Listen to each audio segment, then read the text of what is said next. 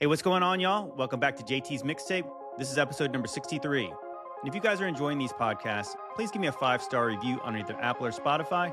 And if you're watching on YouTube, please hit the subscribe button. Thank you.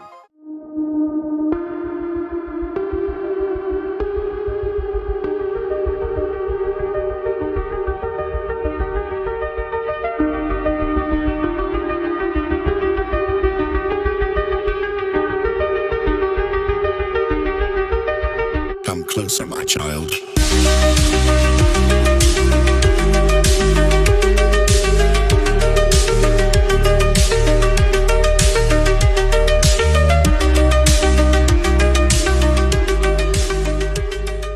What's going on, y'all? This podcast is brought to you by Modern Roots Life. Modern Roots Life is a Christian-owned and operated company, and it's bringing real health back to its roots. They offer powerful, all-natural health supplements such as beef liver, cod liver oil, beef tallow, magnesium, and mineral-rich salts, all sourced the way God intended. Clean, simple, and from the earth. So whether you're looking to boost your energy, restore mineral balance, or just fuel your family with real nourishment, Modern Roots Life has got you covered. Guys, in this community, we're trying to get healthy in our mind, in our body, and our spirit.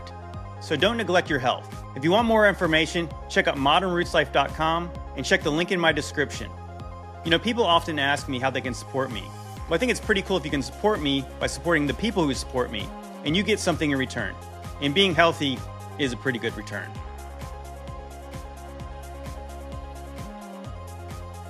Well, boys, got the whole crew back. Once again, I'm your host, JT, and I've got Demon Racers, my buddy Brian here today. What's going on, Brian? Nothing much, man. Glad to be jumping into talking about fun stuff. And as always lately, we have Aaron T. Nyhart. What's going on, Aaron? What's up, y'all? There's a lot to talk about today. And of course, just the way that, I hate that it's kind of like we're always kind of doing last week's news. But if you're on Patreon, it's not last week's news. It's this week's news. But if you guys are not familiar with Scott Adams, I was trying to tell you guys this off air. This is what was kind of really jumping across my X feed yesterday. Lots of people, obviously Christians, were talking about this. And here's why it's significant to us. So if you guys are not familiar, Scott Adams was the writer or creator of that comic. I don't know if it was like in the newspapers or what. I guess it was newspapers. He created Dilbert. And later on, Scott got way more into politics and just having a voice, kind of a right-wing guy. And he got cancer. I'm not sure exactly when he got diagnosed with cancer, but he passed away yesterday. And so the reason I want to talk about it a little bit is there was a little bit of controversy kind of in the like the kind of the Christian X crew talking about, is he in heaven now? And here's why. Now check this out. So he left a letter from this year. Like basically he knew he was going to pass. Like he knew the end was nigh. And then so he left this letter. And this part was really significant. You guys need to check this out. Okay, I'm not going to read the whole letter, but the significant part is the beginning here. And it says, a final message from Scott Adams. If you are reading this, things did not go well for me. I have a few things to say before I go. My body failed before my brain. I am of sound mind as I write this, January 1st, 2026. If you wonder about any of my choices for my estate or anything else, please know I am free of any coercion or inappropriate influence of any sort, I promise. Next, many of my Christian friends have asked me to find Jesus before I go. I am not a believer, but I have to admit the risk-reward calculation for doing so looks attractive. So here I go. I accept Jesus Christ as my Lord and Savior. I look forward to spending an eternity with him. The part about me not being a believer should be quickly resolved if I wake up in heaven. I won't need any more convincing than that. And I hope I still qualify for entry. Okay, so that's basically what I was sharing. And then he kind of talks a little bit about his life. But so, of course, the controversy was, is that enough to get somebody to heaven? Is that... Okay, I'll let you, Brian, what do you think? No, I mean, but that's fine. A lot of people want to think they raised their hand and said, Jesus come into my heart, but that's not the understanding. The understanding doesn't say, if you say Jesus, I believe, that's it. Like the understanding is deeper than that. Now, that doesn't mean he's not in heaven, though. Just because of what he said in that letter is irrelevant. But regardless of that, like, God still sees all aspects of him. But the point is, it says those that believe in their heart and confess with their mouth. The confess with your mouth part is a secondary to the prerequisite, which is to believe in your heart and confess with your mouth. And I mean, like, God's only what's the purpose of us being here, JT? Like, what's the purpose of any of this? God's glory. Yeah, but like, the purpose of God making us and the purpose of us being here is to know God, is to be in communion with God, is Fellowship. Exactly. So, like, God wanted to create beings that he could love and they could love him back. Exactly. So the promise of everlasting life is for those that love God and those that want to be with him and that are his friend, And here's the thing. Here's the crazy part. Maybe he is in heaven, and it has nothing to do with all this other standing of his perspective of the world that he's been shown, right? Because, like, his conclusions may have been come to the understanding of what he thinks this reality really is. You know what I mean? Like, it's not necessarily his fault for believing the things he's believed. So in some aspect, who are we to be the judge? We can't judge. And that's why it says we're not to condemn people. I mean, but just saying a letter isn't enough, obviously. But, like, who knows how he lived his life? Who knows if he honestly did have a connection with the Lord and he just didn't really realize it? Maybe he did. Maybe there was something in his life that led him to even saying such a thing, because who's going to say something like that at the end of their life if he doesn't have some kind of aspect of connection with the Lord? So, I mean, he had a lot of Christians trying to evangelize him at the end, saying, hey, you're about to die. Like, you might want to get your house in order before you go. But it's not, but I just don't, I don't see it as getting your house in order is really a thing with the Lord. It's like, you just know him, God. And that's the whole purpose of life. The whole purpose of this life is to know the Lord. And, like, that, to be his friend. I mean, he called Abraham his friend. We're supposed to be friends of God. That's why. Yeah. Why would God want to hang out with you in eternity if you just ignored him your whole life? Right. Exactly. He made this world to know you. So, what do you think, Aaron? What do you think about that letter? Yeah, I mean, it's really simple. You either believe in him or you don't. And so, literally, the way he worded that was like a business transaction. It was like fire. Yeah. It was fire insurance. And so, if it was indeed only fire insurance, then no. I mean, there's a lot of very subtle but clear qualifiers in Scripture. And so believing in him is a prerequisite. And believing in him is something that only the person knows themselves. Like, to Brian's point, we can't judge that. We don't know that for sure. I would like to believe that in his final moments, I think that most people in their final moments, they have a reckoning and things change. They either see things or they experience things, but there are a lot of qualifiers in Scripture. For instance, Romans 8:28, right? We know that for those who love God, all things work together for good. Not for people who don't love God. Not Correct. Everything's going to work together for our good. Correct. So it's like there are a lot of distinct qualifiers in Scripture. So if he believed in Jesus truly towards the end, even if it was the last second, then yeah, he's a brother, and we'll see him one day. And I hope that's the case, but. Well, so that's what a lot of people said. It's, we can't judge, and we're not to judge, but I mean, we're really only going by what the letter says. Like, that's the only thing I'm going to say, because I don't know him. Obviously, he wrote that sometime, I guess, obviously at the beginning of the year. He passed away on January 13th. So what happened between then? I don't know. Nobody else really knows either. So, but I want to just focus on this one part of the letter again. And it says, he said right from the jump over, he said, people asked him about Christianity, and he said, what did he say? He says, I am not a believer. And then he said later, he says, I accept Jesus as my Lord and Savior, and I look forward to spending eternity with him. And the part about me not being a believer should be quickly resolved if I wake up in heaven. That's not faith. That's not faith. Well, I mean, he straight up says he's not a believer, and I can't believe that this could even be considered controversial. What I'm about to say is that this is Christianity 101. Okay, I'm going to go right to almost probably one of the very first verses that they probably have little kids in Sunday school memorize. Okay, this is John 3:16. I'm going to read through 18.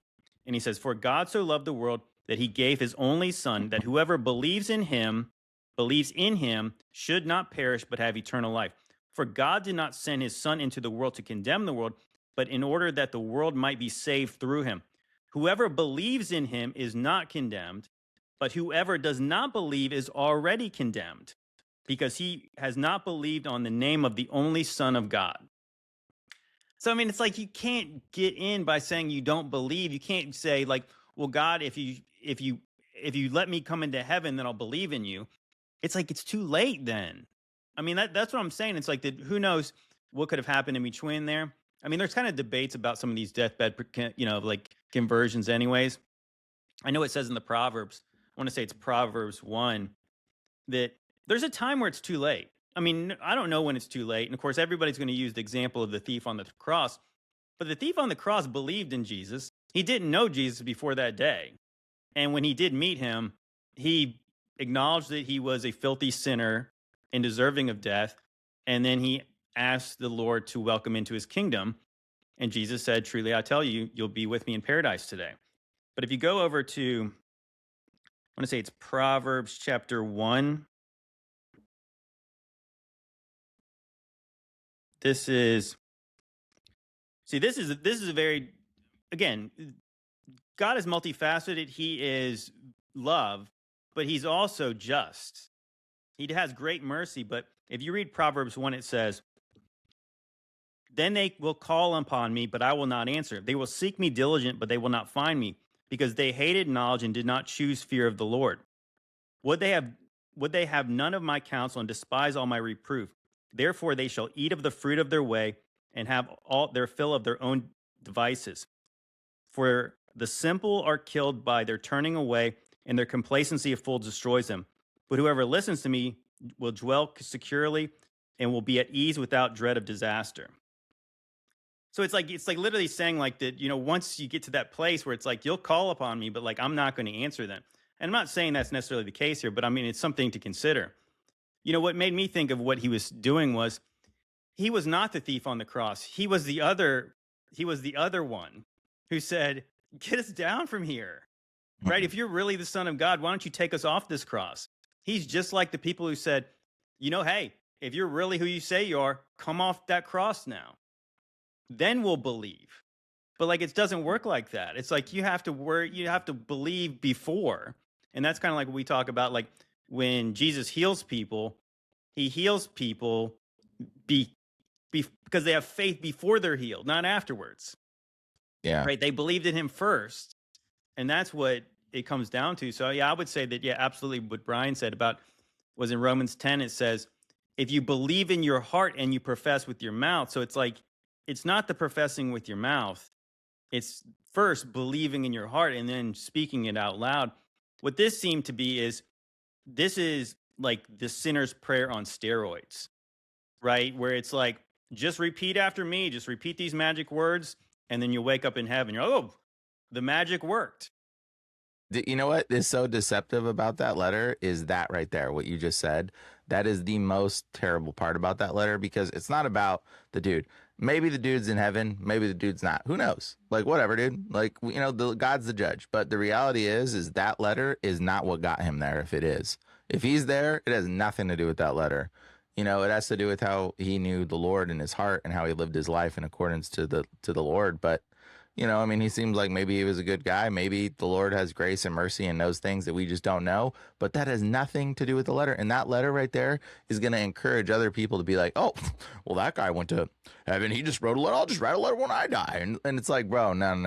You're missing it completely. I'm going to write one early and say, hey, if I die, like, listen, I wrote this down. So, like, dude, yeah, exactly. Paper right here, Lord. There's my papers. Got my papers. My ticket in. No, I wrote it. It's all about heart posture. Terrible. That letter was written with a chip on his shoulder. Yeah, that sounded again, it was like mocking like Mhm. the other thief on the cross who said, "Get us down here if you're who you say you are." Can't he? It's just like the people saying that he could raise other people from the dead, but he can't save himself. Save yourself and then show us who you are. You know, it's funny. In the last video that we did, someone had written in the comments. I just briefly scrolled through and I saw someone had written in the comments, and this is the first time I've heard something like this in pop culture and movies, but I guess in one of the more recent Dracula movies, I haven't seen it, but there's a scene where a kid holds up the cross to Dracula, and he grabs the cross from the kid and he says to him, "It only works if you believe," Oh wow, that's interesting. That's pretty funny. which is true. Mhm. Right. Like the same principle is what we're talking about right now. It's like if you don't Mhm. truly believe in him and have him in your heart, there's no power there. Right. It's like it's Yep. the like it's we always bring up the story of the sons of Sceva, where they're trying to cast out demons in the name of Paul's God. Mm-hmm. Right. Like it doesn't work like that. He's got to be your Lord. You got to speak in His authority. And yeah, the main reason I kind of bring that up, and I'm sure I'm sure certain people in the comments are going to think it's bad that we're talking about the dead, but this is not about the dead. This is about the living. And I think this is the important part about it, is that we've talked about this many times, is that the sinner's prayer has given way too many people false security of salvation when it's not magic words, it's belief. And then through that belief, your faith is evident through a change in you. And then you go on and you're a new creation. I mean, that's like I said, this is like Christianity 101. So I don't want anyone to think this is how it's done. Yeah, I think that I believe in a merciful God, and I pray for more mercy and more grace, and I want more people to be in heaven than less. But I'm also preparing for the fact that I don't know what the standard is, and you don't know what the standard is. Only God knows who really believes and who's really going to be there with us. So that's kind of my warning, where it's like I'm more worried about other people saying, "Oh, well, that's how it's done." Fine, Yeah. I can do that. It's easy. You know, you get a terminal diagnosis, and then you just say some magic words at the end. You're like, well, sounds like yeah, it's a risk calculation. The risk reward is better if I just say this and I'll be in heaven. And you're like, God is not mocked like that. You know what I mean? Like, if you actually believe, it does seem like what I quoted in the Proverbs. Like, does that sound like fear of the Lord to you? Where like the sinner's prayer is more like where you're like really like broken and you're like, God, I'm just the worst. Can you save me from myself? Save me from my sin. It's not like, well, tell me more about this heaven place. I might like to go. Right? It's better than the other place, right? It's no different. Fine. I'll join you in heaven for eternity. Yeah, it's no different than getting married and then immediately leaving and cheating on your wife or your spouse. Like, you're not going to be married for very long. Like, you get married and then you leave. You don't act like a married person. Like, all you really did was give up half of your assets by making a stupid decision in the context of like actual legal marriage. But getting married, because that's what we do when we It's a become born covenant. again. It's exactly what I mean. I think that's why the Bible always gives us that example of a marriage. It's like, because that's what it is. It's not just saying the words, it's meaning it. It's kind of like when you tell your kid, you're like, I don't care if you say you're sorry. I want you to be sorry. So that's being sorry in your heart, where like you can see a change and like you don't want to do that again because you are sorry, not just because you said the words and then you act like a little brat afterwards. Well, and to take that one step further, I believe that that's what like for someone that goes into that covenant in vain, I believe that's what taking his name in vain means. I don't agree. think it's because what happens when you get married, you take the man's name. Right. Mm-hmm. And Yeah, so we are the groom and or I'm sorry, we're we the are the bride. He is the groom, and us being married to him, we're taking his name. And so taking his name in vain, like that's what I believe taking his name in vain is. But you know what? Absolutely. Mm-hmm. We're again, this is what I would say. God is a God outside of time, and this is something to consider, is that he's outside of time. So like he sees all things and he sees all aspects. So one thing you can do is pray for Scott. You can still pray for him. And God can retroactively no, whatever happened, we were going to pray for him. No, for reals. Think about it. What? What do you You mean, can pray Brian? for You act him. like he's in purgatory or something like that. No, He's no. dead now. No. We can pray right now that the Lord had mercy on his soul in the past, in that moment, and God knew that we were going to pray for him now, and God may have mercy in this, may have had some mercy in the situation in the past. Do you not get what I'm saying? It even mentions praying for the dead. I don't think you can retroactively pray people into heaven. No, you don't pray people into heaven. You just pray that the Lord like sees him and has, you know, if you really care about Scott, like pray for him still. I care more about the people who are seeing this, and then they're getting bad theology for people saying, "Oh, well, let's not even talk about it." It's like, you know, yeah, the bad theology thing is obviously unfortunately wrong. It's like, you know, like I'm in the stage of my life where I've been going to like a lot of funerals, you know, like people's parents that I grew up with, and these people, most of them were all devout Christians. So when they say, hey, they're in a better place right now, I can, with all my heart, say, yes, they are. But then when you really think about all the funerals you've been to over your whole life, you're thinking like, they pretty much always say that no matter who this person was. Right. And we know that's not the case. And it might be comforting for the people here, but it kind of reminds me of the people that are probably upset with this conversation, suggesting he's not in heaven. And it's only by his own words. I'm not judging the man's heart. I don't know. It does say, "By your words you will be judged, and by your words you will be condemned." Right. That's what I'm saying. Like, so I mean, I don't know. And I think also the idea is like, it's not just believing in Jesus. Oh, I believe he was real. I believe he died for us. It's believing in him. That's what it said. Believe in the only Son of God who died for us. So your belief. But we don't know being his last seconds. So your belief being in somebody is like the idea where like this is what's driving your person. This is what motivates you to get up and be a better person than you were before. It's like, why am I not going to say the wicked thing that I want to say to this person when they were mean to me? It's because my belief is in him, and I know that he wants better of me. And as Aaron said, if I took his name and then I start acting like a fool, well, then I'm making his name look bad because I've got his name. But what I was thinking about, though, was when Jesus told the apostles, he said, woe to you when all men speak well of you. So their ancestors, so their fathers spoke well of the false prophets. And so like the false prophet is the one who's saying, oh, nothing bad's going to happen. No. The good prophets were the ones who told them the truth, despite them being hated for it. So I think that's what I'm talking about, is like that it's easy to say like the thing that everyone wants to believe. But what I'm saying is like, I don't know. And I said, based on his words, I'm saying like, no, that's not getting you to heaven, whatever that was. And I also think about when Paul says that, am I here to please men? If I was here to please men, I would not be a servant of Jesus Christ. So that is what I'm trying to like. I think that's why the important part about this is the fact that, no, we don't want people to get false security of salvation. When what James says, even the demons believe that God is one, and they shudder when they hear about his name. But he's obviously implying they're not going to heaven. So just believing it is different than what we're talking about. And that's what Jesus said, the road is narrow and few enter. You know what I'm saying? Like it's I'm not saying like that I tell you here's the 10 steps you do to get into heaven, but I'm saying that this is not something to take lightly. What we're talking about, like this is a big deal, and to be flippant like he seemed like he was, where if I wake up in heaven, I'll believe. No, it's crazy. The path is much more narrow than people realize. In fact, I would be willing to bet that in the 90th percentile of American Christians, they're not even born again. Truly, like just based on my own experience and conversations with people, I don't think most people are born again.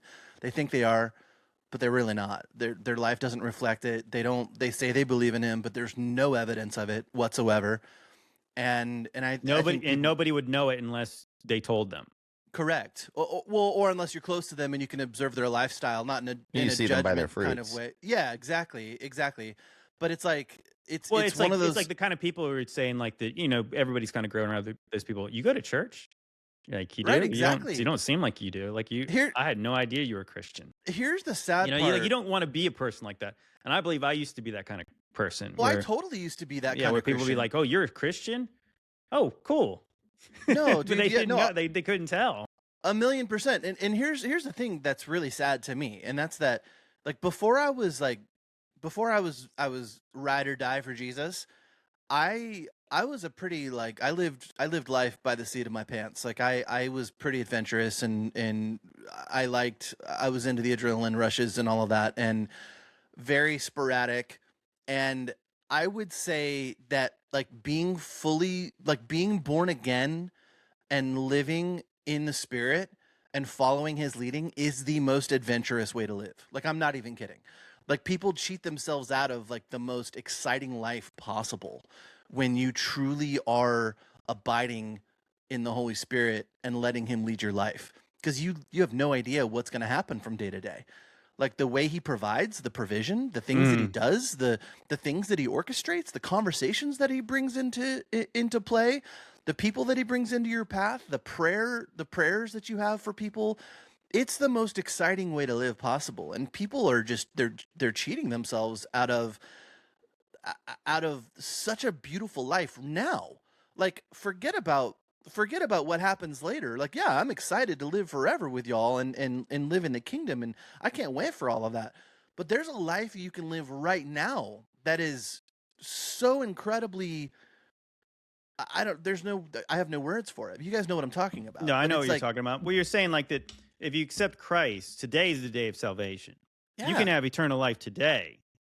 And so, like, that's why I said I think lots of us, and a guy like me who grew up in the church, I think we did start to view it as fire insurance. So you accept Jesus, Well, it was taught and to us then that way, and really. yeah, and now don't have to worry about that anymore, right? I got the afterlife taken care of, so now I'm good.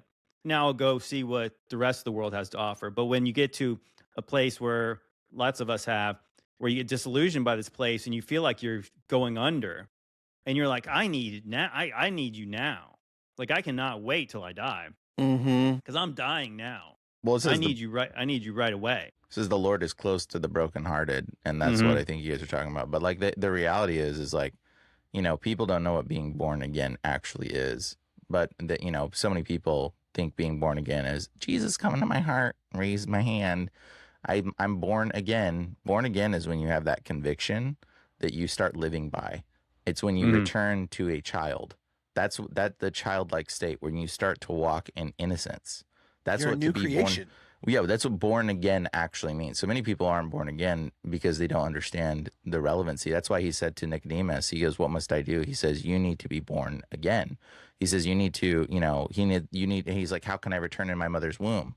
He's like, "Oh, that's not possible." But like what he was explaining was just like a child goes back into the state when a child is born, they walk in a level of innocence. They don't start seeking corruption. And that's what it means to be born again. When you start rejecting the corruption and you start walking in that state of innocence. That's what it means to be born. It's very simple. You just got to Right. like Well, it's being born again understand in that. water and spirit. And I think what it's also saying is that that's why the thing that Nicodemus said is what the kind of the Pharisee type view in the people who rejected Jesus, because they saw only the flesh. So the only way they thought about being born again would be actually literally being born again. But what Jesus is saying, like that this corruption has got to die. You got to die to this, and you have to be reborn in spirit. And so the Galatians new covenant 2:20. is Got to die to your flesh. is all spirit. So like you have to be different, and you have to seek the kingdom of heaven, the things you can't see, and then deny the things that you can see, because you have a hope and you have a treasure in heaven that's more important than anything that you can see here. So I mean, yeah, it's good. I just thought this was important to talk about because there's so much easy beliefism in the church, and I think that nothing more clear than I think when you do kind of wake up as somebody who's been to a million church services where they all have these altar calls, and the same people go up more than one time. You know, like Or the pastor that counts the hands. Well, you know what I'm saying is like, because I think that there, like lots of us did have to say the prayer again. because Dude, we I got like. saved 20 times at youth Well, camp. that's what I'm saying. Summer Like, youth and- I camp. wonder, and- I wonder and I how many say- extra hands are counted in those in the counts every week. I wonder how many of the people are like the same people that just raise their hand. Well, that's what or- I'm saying. But I'm saying that. I mean, I honestly am saying like this, and this is not a joke at all. It's that I tried to pray that prayer. I don't know how many times because I didn't feel like I was saved. Same. Probably because I wasn't, because I didn't really understand what I was committing to. You don't know And I what you think don't know. that's really the difference. And it's to say that repeating words that some other man spoke that are literally not even coming straight from the Bible. It's coming from some generic, just template of a prayer. It's like, that's not saving anybody. I mean, I actually do believe there's real conversions during those times, but it's not. I mean, I'm sure that it's the great minority of the people who do that actually do come in an old creation, walk out a brand new one, and then they're never the same. You know, Praise God commit- when that happens, but I'm saying like that we need to be, again, we're trying to make disciples of people, and to know that this is why America's in the state it's in, because you have a million people, you have hundreds of millions of people who claim to be Christians, but then there's no fruit. And it's probably because of this easy beliefism and sinner's prayer stuff that leads to people going to hell, like literally going to hell, and the country going to hell. Well, you can't commit to him until you understand, and you can't understand until you're ready.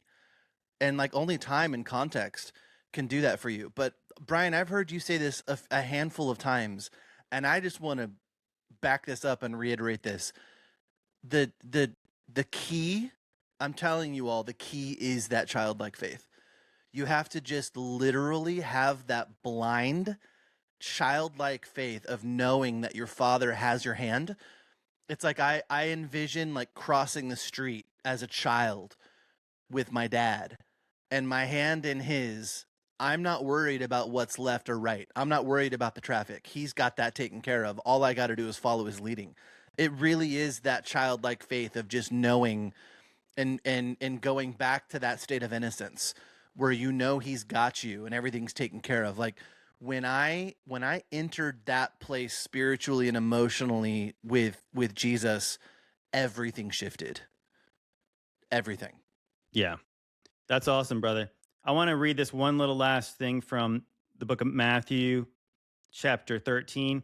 And I think this makes sense because like what Aaron said about it's not just accepting, it's like you have to like understand what the commitment you're making.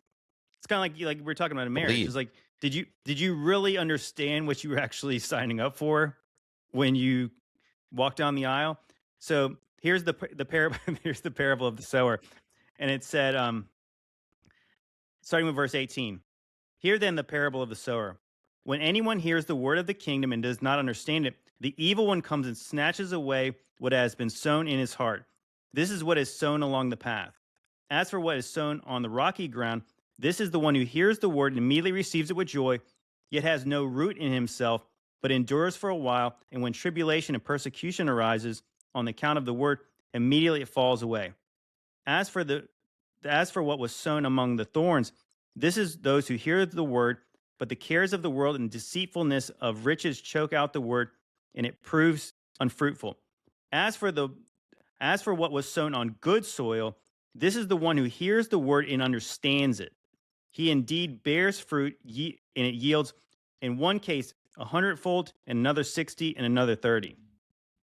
So out of all the soil, only one of them is the one that is actually people who are going to be in the kingdom. I mean, that's the scary part, is like what it actually says is that some people received it with joy, but then they fell away. And so the only one that ends up being fruitful is the one who hears it and understands it. So, I mean, that's what I'm saying. So that the whole point of all this was to say that it's not magic words. And I think when you understand it, you know it's not magic words. It's the power of God, and it's a transformative time in your life when you do really understand it and you start to believe and you start to walk in that faith. I mean, like actually believe, like really believe, not just say you believe, but actually believe. And I think when you actually do believe, that the fruit will be evident in your life. You'll see works, you'll see people's faith. And again, we hope and we pray, and Brian, we could pray for the dead man who's maybe not in heaven, but maybe he is. But I would Pray just encourage people, retroactively. God knows outside of time. That's all I'm saying. I would encourage people to pray that people, as Aaron quoted Romans 8:28, that God can use the death of this man, if we love him or are called to his purpose, even this for good, because God is, again, this is all about God's glory.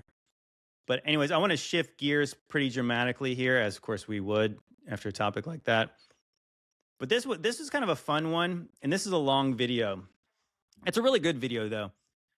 I'm sure you guys have seen this conspiracy come up online, the jet fuel conspiracy. Have you guys looked into this at all?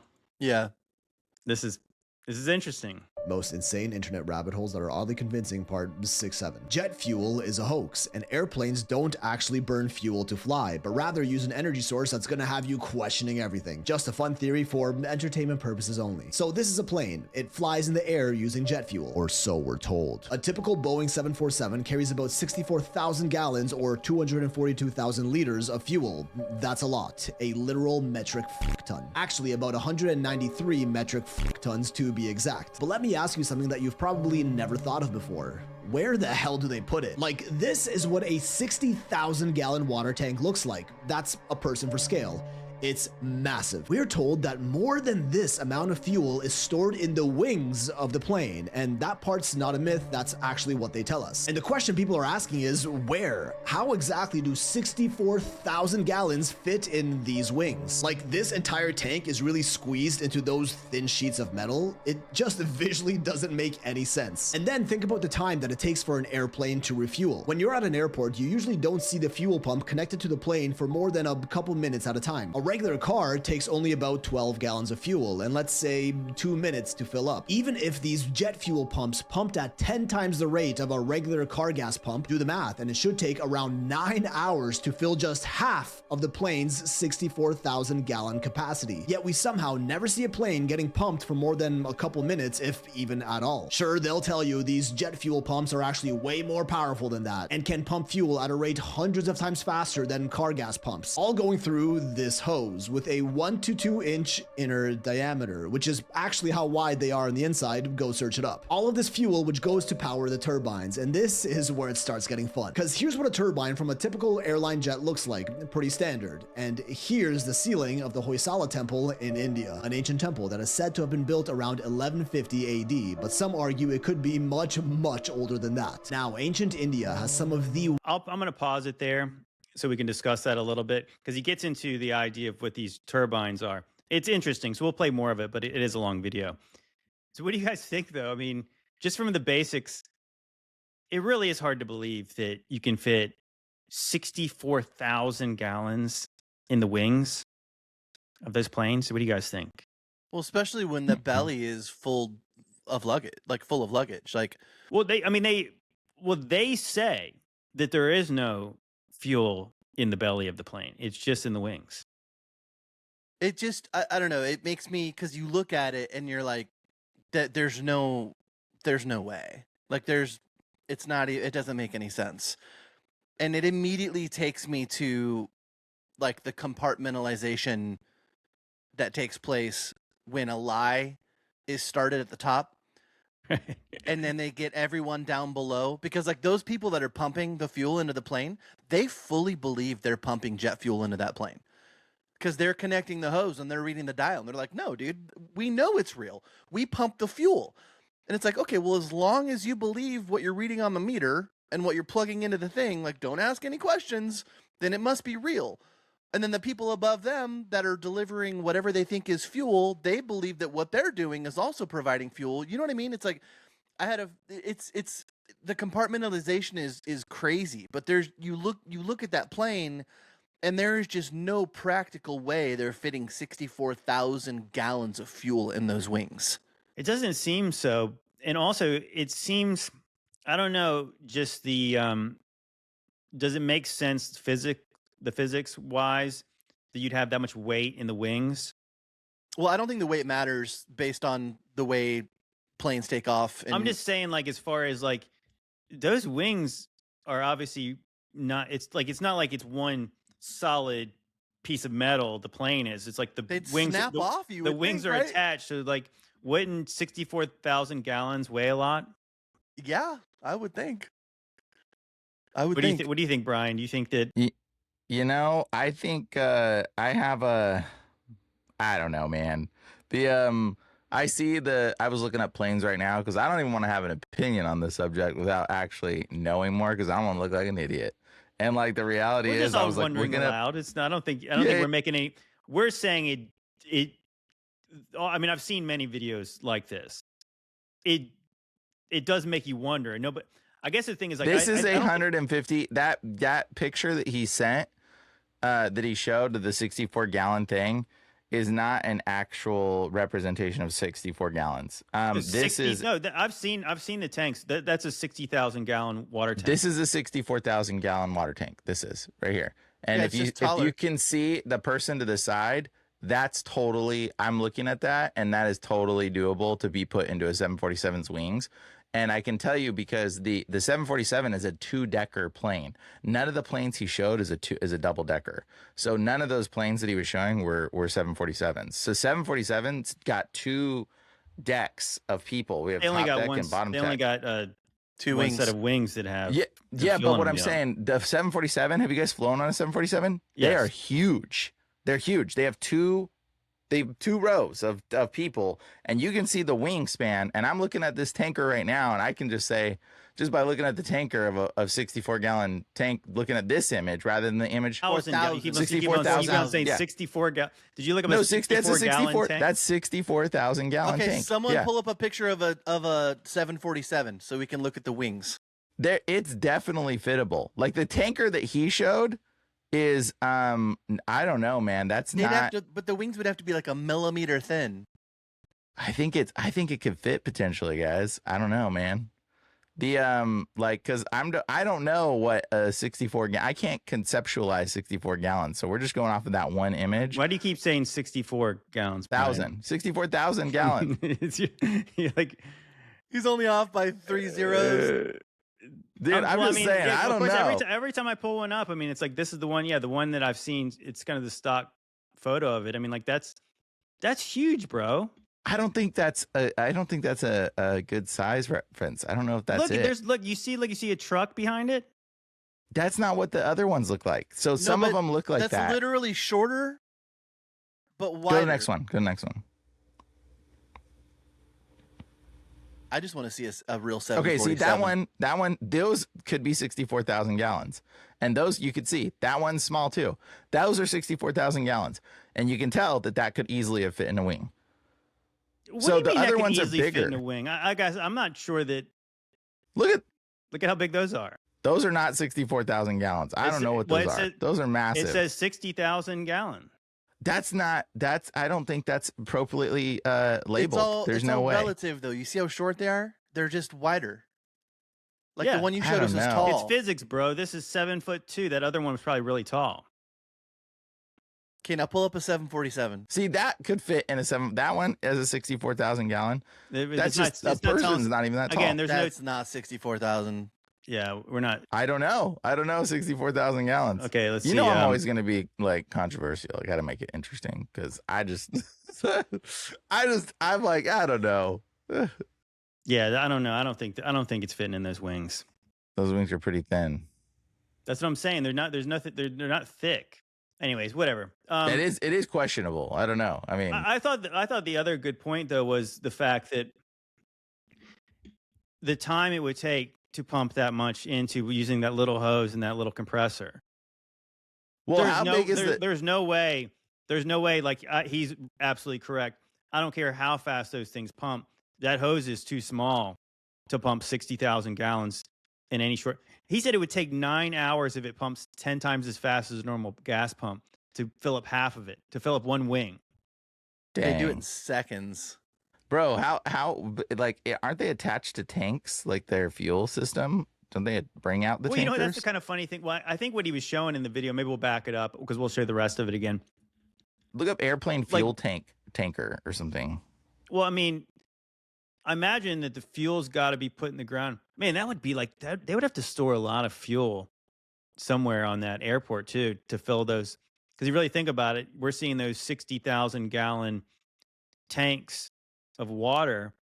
And if you have how many planes times, like, let's just talk about an airport like Denver or Chicago or LAX or LaGuardia, like how much fuel would they need per day?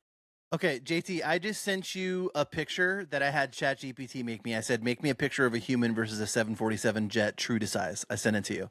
The average fuel tanker, these ones, the metal ones that you see that carry the fuel, these are what fuel tankers look like on the side of the road, guys. Just so you know, they're like these metal looking trucks. They on average carry 11,000 gallons.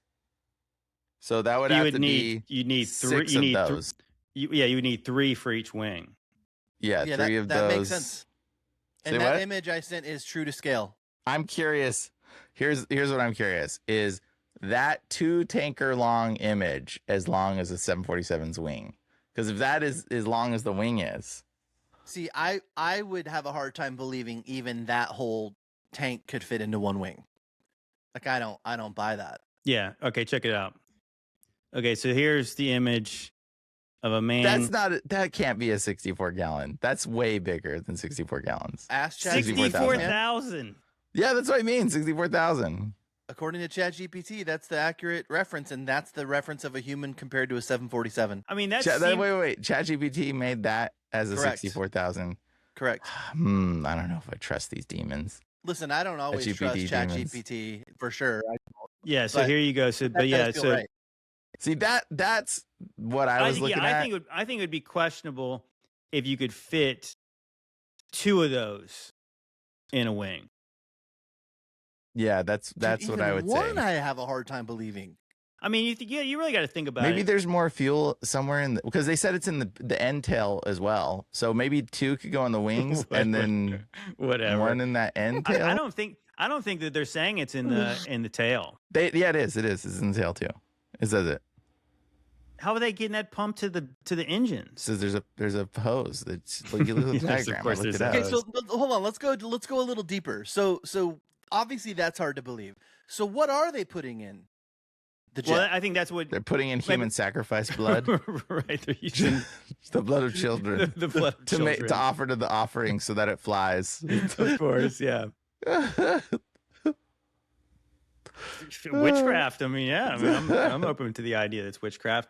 Okay, let's watch the rest of the video because I think that's when he gets into kind of what some alternative theorists believe is possible. The Hoysala Temple in India, an ancient temple that is said to have been built around 1150 AD, but some argue it could be much, much older than that. Now, ancient India has some of the wildest temple architecture and design anywhere on Earth, like Kailash, a whole-ass temple that was carved into the bedrock of the cliff around it, an absolute marvel of ancient engineering. The pillars found inside these temples are so symmetrical, so insanely detailed, they look like they're 3D printed, made hundreds, if not thousands of years ago, and also appear to have been made for much more than just aesthetic purpose, because the engineering behind these pillars is nothing short of miraculous, with moving stone parts that can be physically rotated like they're part of a machine. Some of them aren't even connected to the ground, and just how on earth did they pull that off? Meanwhile, others can fully rotate and spin around. Like, we're talking stone pillars built over 800 years ago, engineered like modern machinery. And I don't see any reason why anyone would go through the painstaking lengths of making stone pillars that can spin unless they had a functional purpose. Oh look, here's one with a stone ball inside of it. Just how? Anyway, these ancient Indian temples really deserve their own video, which I'll cover some other time, but for now, let's focus on the pillars. These pillars are so meticulously designed with incredible laser-like detail and precision, near perfect circular symmetry that look like they were made with modern technology, and also happen to be in a similar shape of an airplane turbine engine. This is where we go a little off the rails. Remember, entertainment purposes only, right? Many fringe theories state that ancient temples and buildings like these were actually power plants that provided energy for past civilizations, like the pyramids of Egypt in the Giza power plant theory, and the same is thought of the temples of ancient India like Kailash and Hoysala, which used specific ancient mechanisms and esoteric knowledge to harness atmospheric energy from the sky to power their ancient societies. I told you this was gonna get weird. Well, now it's being said that same technology is actually being used in modern airplanes. airplanes, which only use the jet fuel to take off, and once they reach a certain altitude, they tap into this atmospheric energy to stay lifted and move fast, which they would have better access to because of how high planes fly, and that's where this energy is supposedly found. Tartaria technology, Nikola Tesla technology, 0-point energy being used right under our noses, all while taking money out of our pockets with expensive plane tickets, blaming it on the copious amounts of jet fuel they allegedly need, when they're actually just using the free, unlimited atmospheric energy harnessed by our ancestors. Absolutely insane, I know. But listen, a Boeing 747 can weigh up to 220 tons, while an Airbus 380 can go up to 600 tons. Have you ever stopped to think about how much of a modern miracle it is for a 600-ton metal behemoth to fly through the air for 16 plus hours on end? And all it takes is 4 of these jet turbines, for how powerful they are, aren't even really used anywhere else except for aviation. But even so, someone has to make these engines, and surely it would be much too difficult to keep something like this a secret with hundreds of companies all manufacturing them, right? Well, actually no, because only 3 companies own 99% of all turbine manufacturing in the world: GE Aerospace, Pratt & Whitney, and Rolls-Royce. Any other manufacturer is in some way associated with these big 3. And of course, all of these companies have the usual suspects, Vanguard and BlackRock, as their top shareholders, the 2 mega companies that own everything, who control the 3 companies that essentially power every airline on the planet, also making it almost impossible for anyone else to make their own commercial turbines, with regulations, gatekeepers, certifications, and import controls, to keep their oligopoly in power and free from independent producers to keep this technology as close to their chest as possible. Like, are 4 of these turbines really enough to keep a 600-ton airplane suspended in the air, traveling at hundreds of miles an hour for hours on end, propelled by just the air? I mean, maybe they are. This is what internet rabbit holes are all about, after all. Roast me in the comments if you disagree.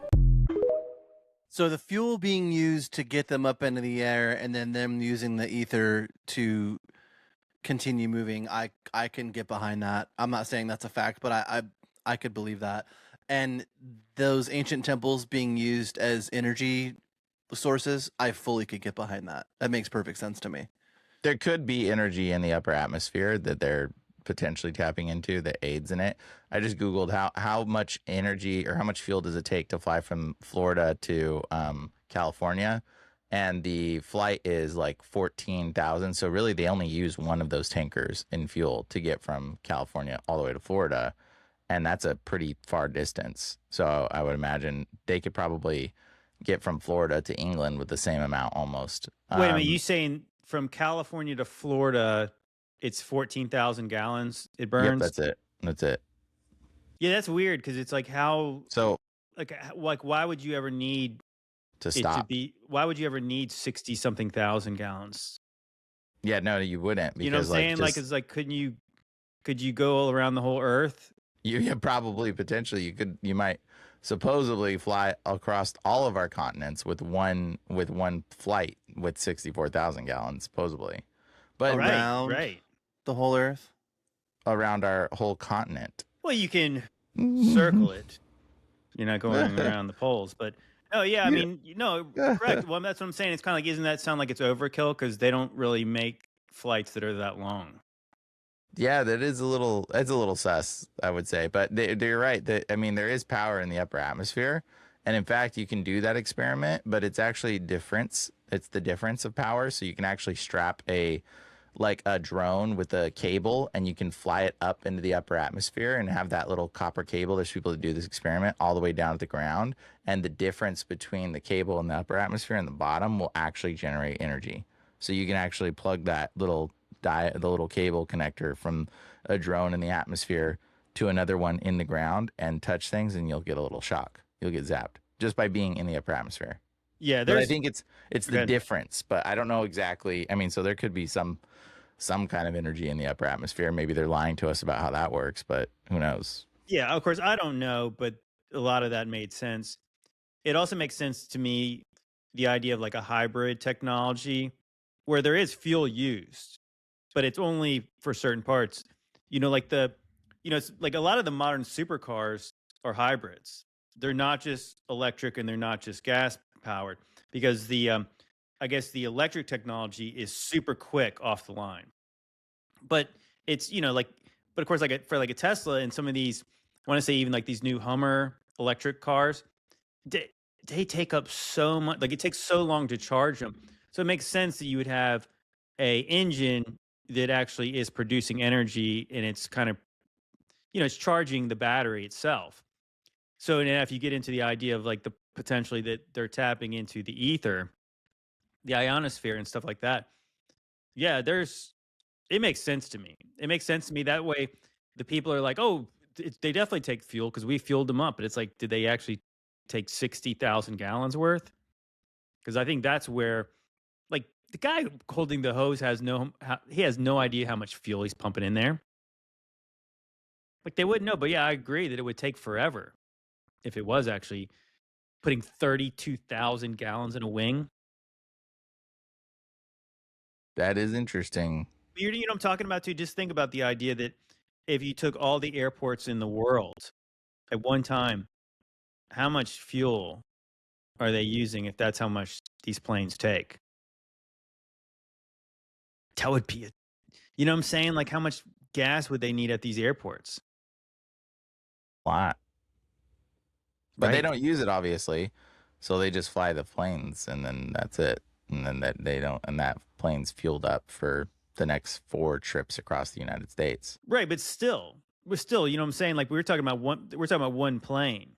But they're not fueling it up every time, though. You know what I mean? Like maybe they're just fueling up the But I'm talking about 5,000 gallons. I'm talking about every plane in the United States. And I'll talk about multiply that by all the planes around the world.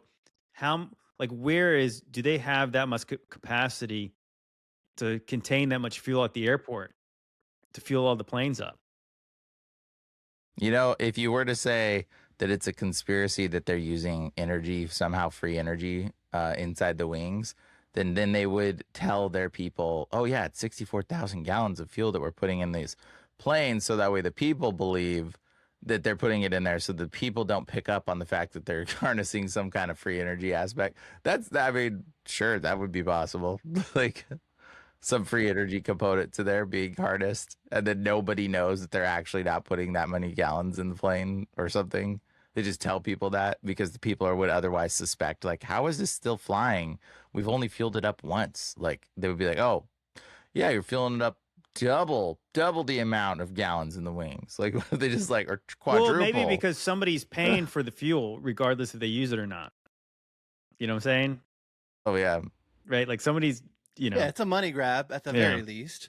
So speaking of giant distances and flying and continents and all of that, I have a great transition, if I may. One quick thing before you do that. Okay. Those temples, though, I think he made a great point, and we've talked about it before.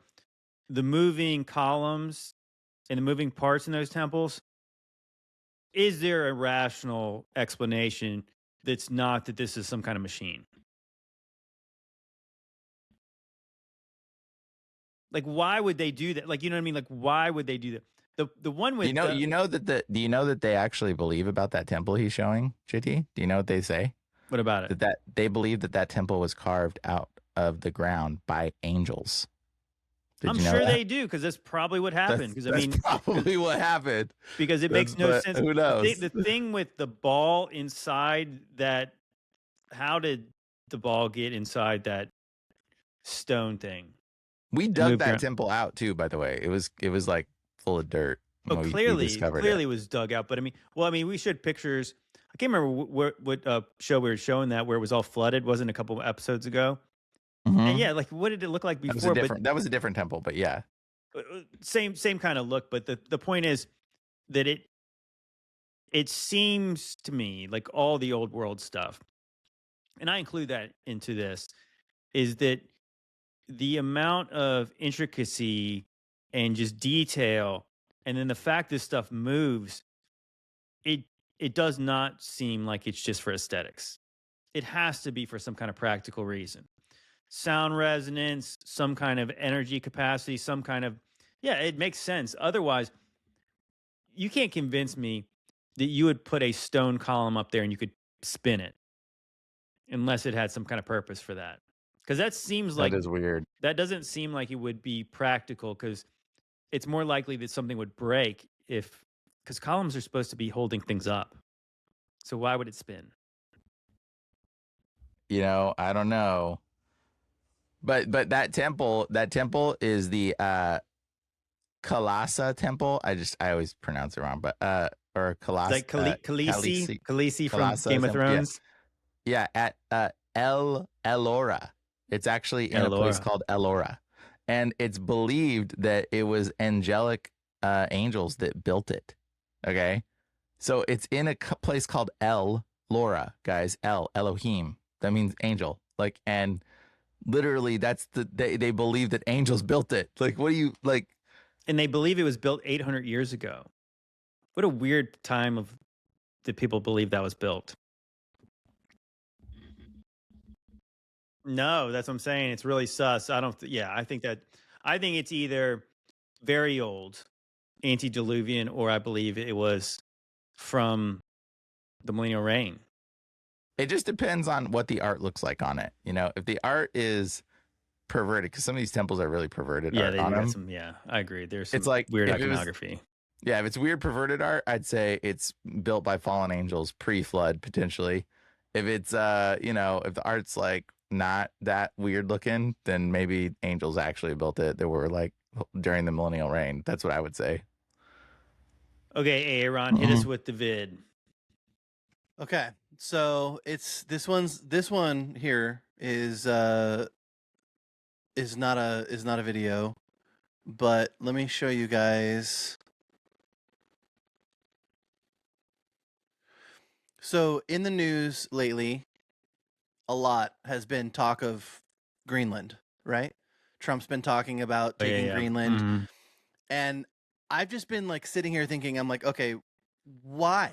Like, why all of the sudden is Greenland such a huge topic? And like, why? Like, it hasn't really made much sense to me. So I'm like, there's got to be a reason why. And so I did some digging, and a movie came out simply called Greenland. And I watched it. And in the movie, Gerard Butler, estranged father, is trying to get his wife and child to Greenland. There's a bunch of stuff in the movie that's like irrelevant, but evidently there's a giant there is a comet or an asteroid, I don't remember which one it was. It's splitting up, it's hitting the earth, it's destroying it, and they think it's going to pass them, and then all of a sudden it like destroys most of Florida. They get news that one of these things is like an earth ending, like their quote is bigger than the one that extincted the dinosaurs. And I don't know if extincted is a word, but it is now. And close enough. And so they make up words too. Don't worry. Mm-hmm. And so, long story short, they're trying to get to this bunker in Greenland, and they finally get there. Okay, so that led me down a pretty big rabbit hole. So I'm gonna share with you guys. So first of all, for reference, this is the size of Greenland in comparison to the United States. So it's basically like 5 or 6 states combined, right? It's massive. So I'm like, I got a lot of questions at this point. So I looked this up, and there is something called Project Iceworm. Yeah, there's a lot of underground stuff in Greenland. Mm-hmm. So Project Iceworm is a thing, and I haven't heard about this one.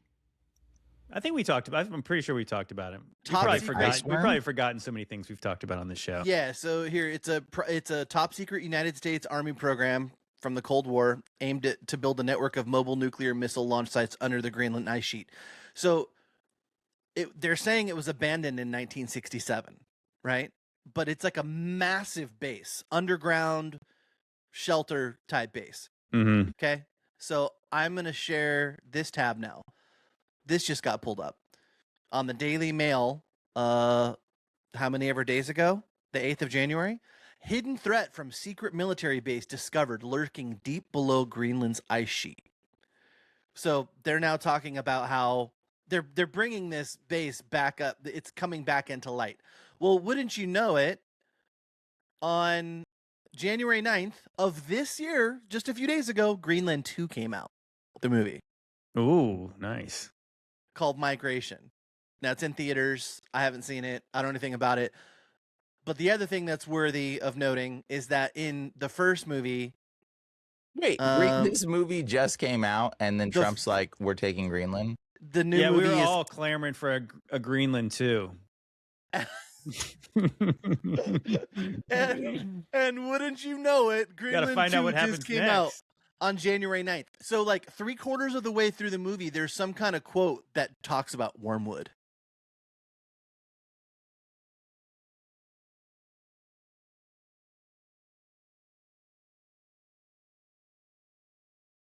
Oh, really interesting. It literally mentions wormwood. Okay, Wormwood. We got Project Iceworm. You know, it's weird though. Military base, like, dude, this is and the movie came out right when Trump is like, "We're invading Greenland." Like, come on. Like, if they were gonna make a sequel, like it was obviously strategically There's timed, no the way sequel. there's no way that Greenland made any money. Like, why are they making part 2? It They're wasn't getting a people to nobody watch heard it. Greenland Part 1. Yeah, it wasn't a horrible movie, but it wasn't the best movie. Yeah, I'm just saying. Like, do you think that it made any money? I mean, don't I'd know, never man. heard of it. But it was fascinating. It was a fascinating watch. And I was like, what are the odds there's a bunker in Greenland? Sure enough, massive military bunker that was supposedly decommissioned in 1967, and they decommissioned it because they said it was unstable because it was under the ice. It was deep under an ice shelf, and it became unstable for them. But it's like, come on, we all know how that stuff works, right? Like, I'm sure that they've had access to it. Or at least I don't know if they got ran out, but obviously when Trump talks about us wanting or needing Greenland for strategic positioning, I don't think he's lying. But I don't think it just has to do necessarily with where the continent's placed. I think it's because of that. You know what? The thing that's kind of funny about the whole idea of the Project Iceworm. So, what doesn't Denmark owns Greenland? Right, and so I believe so. The United States wants it now for some reason. Well, I mean, I guess they had no problem doing all kinds of crazy things under Greenland back in the 60s. So why was that not a big deal? We must have got ran out of there or something. It's so weird. You know, actually, I have a video about Greenland from one of our friends on Instagram, Maverick. I'll say it once and I'll say it again. It's always in the movies. Now, there's been a ton of talk lately from the White House about Trump purchasing Greenland and making it the 51st state of America. Now, reason being, he said it's for national security because of growing tensions from foreign entities. But let's not forget that Greenland has 25 of the 34 minerals that are deemed critical raw materials, which include copper, diamond, gold, graphite, iron ore, nickel, just to name a few. But here's where it gets weird. Can anybody tell me why there is a movie coming out on January 9th called Greenland? And if you guys notice on the movie posters, it has these 4 cities: Los Angeles, San Francisco, New York, and Chicago.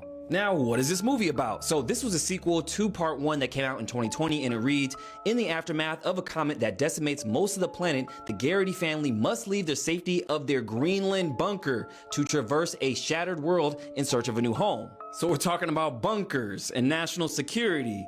This is all starting to make sense. But it gets even weirder, you guys. So it's not just the movies, it's the video games as well. So this game called Call of Duty Ghosts comes out in 2013, right? Now, what is this game about? So this game takes place in 2026, where a special unit called Ghost goes to Caracas, Venezuela to capture a dictator. Now, this game came out in November of 2013, which is the same year that Maduro took power. Now, if that's not weird enough for you, right before Maduro gets caught on January 3rd, the co-founder of Call of Duty dies in a car crash December 21st. But wait, hold up. So you mean to tell me the co-founder of Call of Duty dies, then 13 days later Maduro gets caught, in which the game is about him getting caught, and the game comes out on a 13th year, he takes power on a 13th year, and the founder becomes literally a ghost.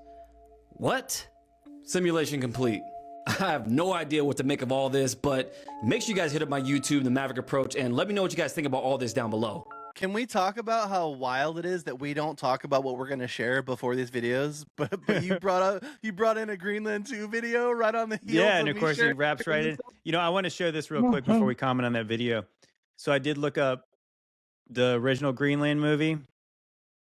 It said over here, so if you look at the budget, estimated $35 million. The gross not was 33. yeah, right. The gross was worldwide was 52 million dollars, 300,000. Which That's a massive bomb. yeah. That's a massive bomb because what they always say that, especially even I want to say just domestically, like these movies have to make like double their budgets just to break even because that movie all wasn't made to make money. well, that's what I'm saying. So like the point is like And that they is still made a part 2. That's a massive turd for the studio. Right. Why make up exactly to Brian's So why point? did they make this? Again, that's what I said. I nobody had really heard of that movie, so like them making a second one, and yeah, the fact that all this stuff, it really does feel like this is. I don't really believe in a simulation, but I mean, like that's why people believe in it because it's like this seems so in our face. Oh, we need Greenland. Oh, we do. Why? Like what? To a movie that failed. Yes, January 9th. The second one came out. Like To what is that? A a week failed ago? movie. That's insane. 5 days ago. No, that makes it does. I mean, I don't think it like makes a lot of sense. I think it's weird, and of course, the Call of Duty Ghost one. I mean, yeah. So you got to think in 2013. You know what? They totally released it knowing that Trump is going to invade Greenland. They totally released it for the sake that people would go watch the movie. Dude, this is totally where they say it's totally planned. You know, Operation Mockingbird. They have this budget at the Pentagon where they're funding movies. That's how this movie can make no money, bro. And yet it gets made because this is propaganda. It's like that. It's like the stupid Tom Cruise movie where we invaded a country. Top Gun Maverick. Yeah, Top Gun Maverick. Yeah, it was all about them going bombing Iran's nuclear facility, and then we did it. Yeah, in it the was same aspect. Same thing. That's why they put the movie out of Greenland. They're like trying to make people think that Greenland's needed and it's good and it's important, guys. We need Greenland, so let's put a movie out to the world so everybody watches the movie about Greenland and goes, "Oh yeah, we should be in Greenland." Yeah, so we can support them. It's all part of the bigger narrative too, though, right? So like they're telling a story. If you believe in biblical cosmology and you believe that we live under a firmament and that the Earth is not a round globe, then you believe we're in a closed system, right? So you immediately are like, okay, well, comets aren't going to do anything. They're painting the narrative of comets or asteroids attacking the Earth. If you believe all of that and anything like that does happen and that's the narrative, that's us doing it to ourselves. That's them launching missiles or nukes, if you believe in them, and attacking Earth themselves for a reset and then blaming it on asteroids. And everyone's going to be none the wiser. Dude. Everyone's going to be none the wiser. Dude, so like they've already painted the whole narrative. It's already all established. Like they're telling us what they're planning on doing. I would put all my chips in and say that is what they plan on doing. That is how they plan on doing the next reset. This is coming down to the shows we've been watching and the video games I've been playing, and because I've been back watching Fallout again. Season 2's out, and so yeah, I've mentioned on this show before the kind of the mythos for Fallout is these merchants are the ones who create the vaults, not the government. So it basically makes the point to say that when the merchants get more powerful than the government, then the ish is about to hit the fan.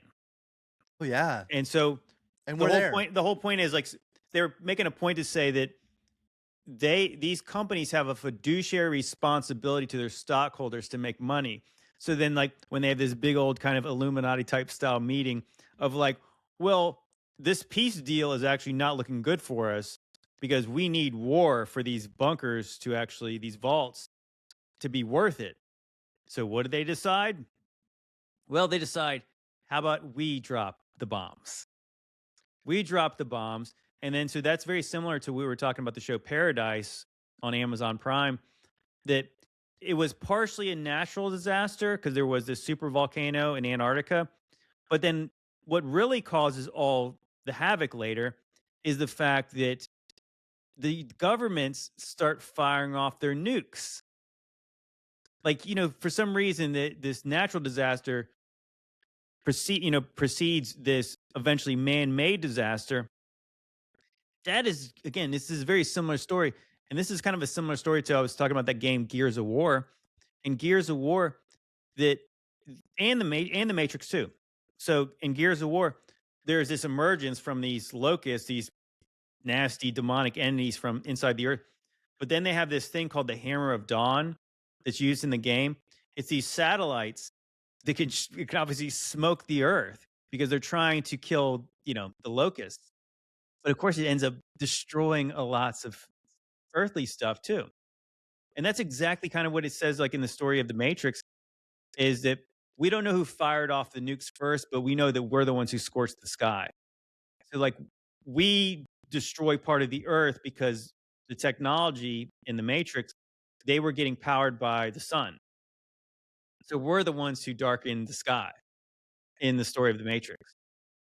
So it's like there's a partial, back and forth where like something could be not in man's control, but man is the one who ends up wrecking the place. Totally. Not the natural disaster. It's almost like they're telling us that this is exactly what they're going to do. There's just too many movies and TV shows that are telling the exact same story over and over again in so many all ways. Involve underground stuff. In the Matrix, right? They're using like the underground sewer systems and stuff like that. That's, remember, where they live is a place called Zion. It's inside the middle of the earth, right? So I don't know so much about Fallout. Obviously, they're bunkers, right? In the show Paradise, they have a giant city under a mountain in Colorado, right? In this Greenland show, obviously, this movie is all about them getting to some underground bunker, right? Gears of War, there's a lot of underground stuff, but I don't know it's necessarily. I want to say that the original Gears of War, it's the top of the surface of theirs is a mess, but I don't know that the people are underground, but it obviously involves stuff from under the ground, though. What was your question, Brian? In the Greenland movie, are they already under the bunker? Are they already in it? No, the asteroid already hit. They make it so the first movie is all about the asteroid hitting and then making it to the bunker. Oh, okay. And it's like this story of how it all unfolds. It's pretty telling. Like there is a lot of like they need to get to Greenland before the end of the world. Literally, they have to get to Greenland. It initially starts where this comet's passing. They're talking about it in school. It's not a big deal. It's going to pass Earth. And then the news is like, oh, there's like one of the pieces is going to fragment off and land in the ocean. And then all of a sudden it doesn't land in the ocean. It hits Florida and destroys like Jacksonville, Orlando, like half of Florida, like a massive amount of Florida. People start freaking out and everyone feels the aftershock like 1,500 miles away. It's so massive. And then all of a sudden, Gerard Butler's character gets a notification on his phone. He's a construction. This is Greenland. He gets a notification because he's a construction, not a construction guy, but like a builder, like an architect kind of guy, mason, basically. And he gets a notification, a presidential alert that him and his family are allowed to be on the plane to fly to Greenland. And evidently only like very important people get these notifications because they're going to need these people to rebuild society. And so definitely a Mason. He gets a notification to go, and then they go to the airport, like all hell breaks loose and they get separated. Long story short, the whole story is about them ultimately trying to get there. They end up getting there their own way. And they get there like right at the last second, and then chaos ensues. And then the last scene. What's the chaos? Is it? Well, you see, it was saying like a comet. All of the chaos. Oh yeah. All of the different pieces of the comet come down, okay. hitting the ground, just destroying everything, destroying massive amounts of the earth, and it's happening all over the world. And it's pretty wild. And then, like I said, 3/4 of the way through the movie, there's a quote, like someone's speaking. I don't know where the quote came from. It wasn't from scripture, but it references wormwood. So they were ultimately saying like it's wormwood it's biblical. that causes it. Yeah, that's what they're ultimately saying. And then so they make it to the bunker, and then like all the way, and then it shows the last scene is it shows them emerging from the bunker. And it's just everything's ruined. Everything's like shattered and destroyed, and they see birds flying around, and they're so yeah. Now there's a part 2, 17 years later. They survive. Yeah, and their son had diabetes, so evidently they had a lot of supplies in the bunker. Yeah, I don't know if he would have survived 17 years. 17 years, which is crazy because you know the story, like it's gonna carry off, like it's gonna carry like right where it left off, but they're 17 years older, each one of them. So they could be like strange. Did they get the writers of Stranger Things? Right, the fill in kids the all, gap? hey guys. They're gonna be I all, wonder if it's the same actors. I mean, he's still gonna be riding a good BMX bikes question. and stuff. Good question. You know what? Let's So see. this actually will go perfectly with that. This is another 3-letter organization, op, and I'm sure you guys have probably seen this, but we got to play this. So the internet sleuths have dug up an old CIA documentary, and Erica Kirk is in it. Check this out. We have 5 major threats that make our grid extremely vulnerable that we've presented to congressional officials. 1 being cyber, 2 being hackers, 3 being physical threats, 4th one is solar EMP, and the 5th one is man-made EMP. So the concern that we have is that we put out this critical information, and when we go over this risk analysis, they hear what we're saying, but they don't want to take action. Okay, so apparently this clip is from a documentary called Black Start USA, and Erica Kirk, née Francevy, appears as a presenter or briefer on a topic of electromagnetic pulse, EMP threats, and vulnerabilities in the U.S. power grid. She is shown briefing or addressing a group of national security professionals, experts, and figures, including former CIA Director James Woolsey. The footage depicts her delivering information about potential EMP attacks which could originate from high-altitude detonations or other means, and the risk of the coordinated physical attacks that could lead to widespread blackouts or grid failure. This is framed in the context of discussing Black Start protocols, the untested procedures for starting the power grid after a major disruption. Wow. yeah, dude, I saw that and watched more of that documentary that she was a part of, or that thing that she was a part of. Oh my gosh. It's legit her, by the way. It's definitely her. But yeah, Like it's not AI because there's a projector that's projecting on her face and you can tell like AI can't even do that. But but it's legit her, and she's like straight. It's so fascinating because she's straight talking about stuff that you're like, how is she this involved in the CIA if she's not an agent of the CIA? How do you become an instructor Yeah. in front of people, instructing some of the most powerful people in our government Yes. at 21? well, I Yes. think it's just acting, right? I mean, the point is like that she's the presenter in that. You just She's a can never. presenter because she's doing it. She's a part of it.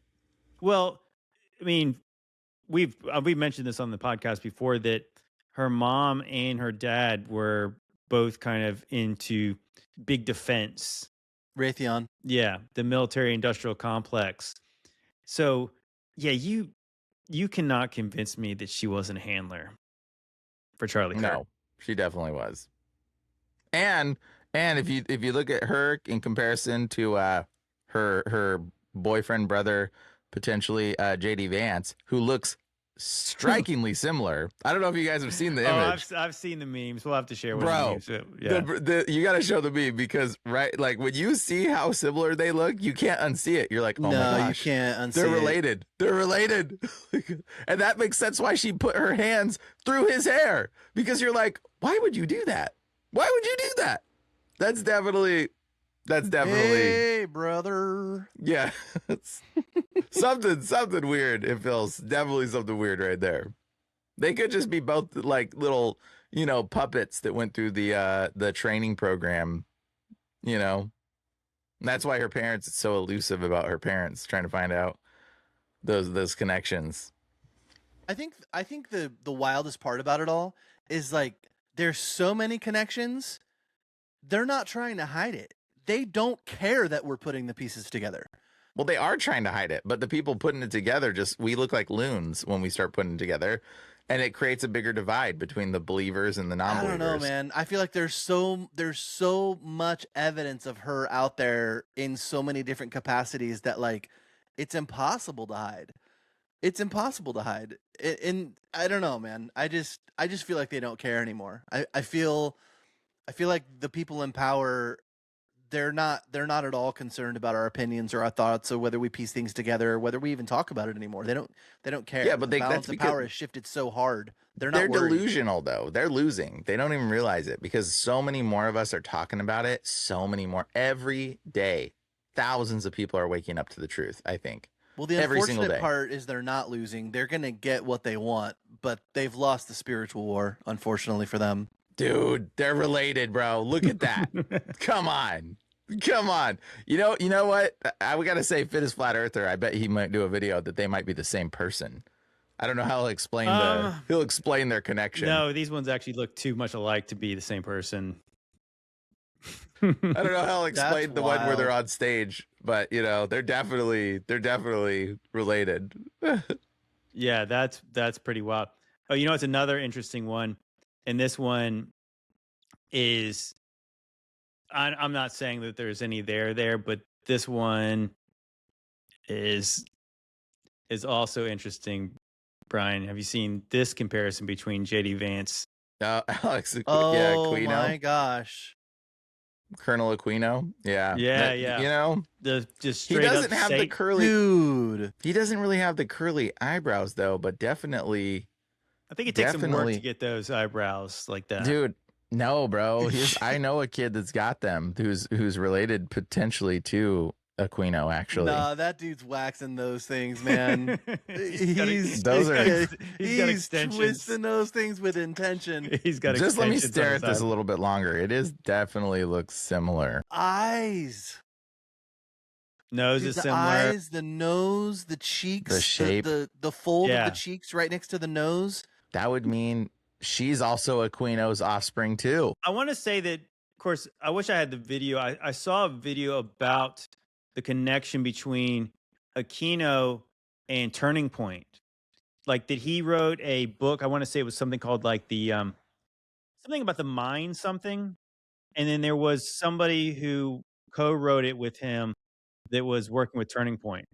And for those that don't know, Aquino is a military personnel who is the head of the Temple of Set, who got Satanism basically recognized by our federal government, and he's a high-ranking military official who's been involved in the United States government for a very long time. The Temple of Set is a satanic temple that is literally one of the most, like, it's so brutal. It's a very brutal set of. It's very, very perverted set. He's got the best eyebrows in the business. Bro, straight up. Yeah. Dude, that's, yeah. Aquino So it's dressed for a Satanism. demonstration of a satanic ritual in 1973. What is even on his face? Oh my gosh, he looks like one of the guys from. It looks like one of the Looks like an locusts alien. from. He looks more like one of the locusts from Gears Yeah. of War. I rebuke Does that evil energy in the name of Jesus. Let's see I what- don't want that crap on my screen. Yeah, let's see his books. The books he wrote. I saw a video back in the day, some government video actually, where he's like showing he's like taking people on a tour of his ritual knives. Really? Yes.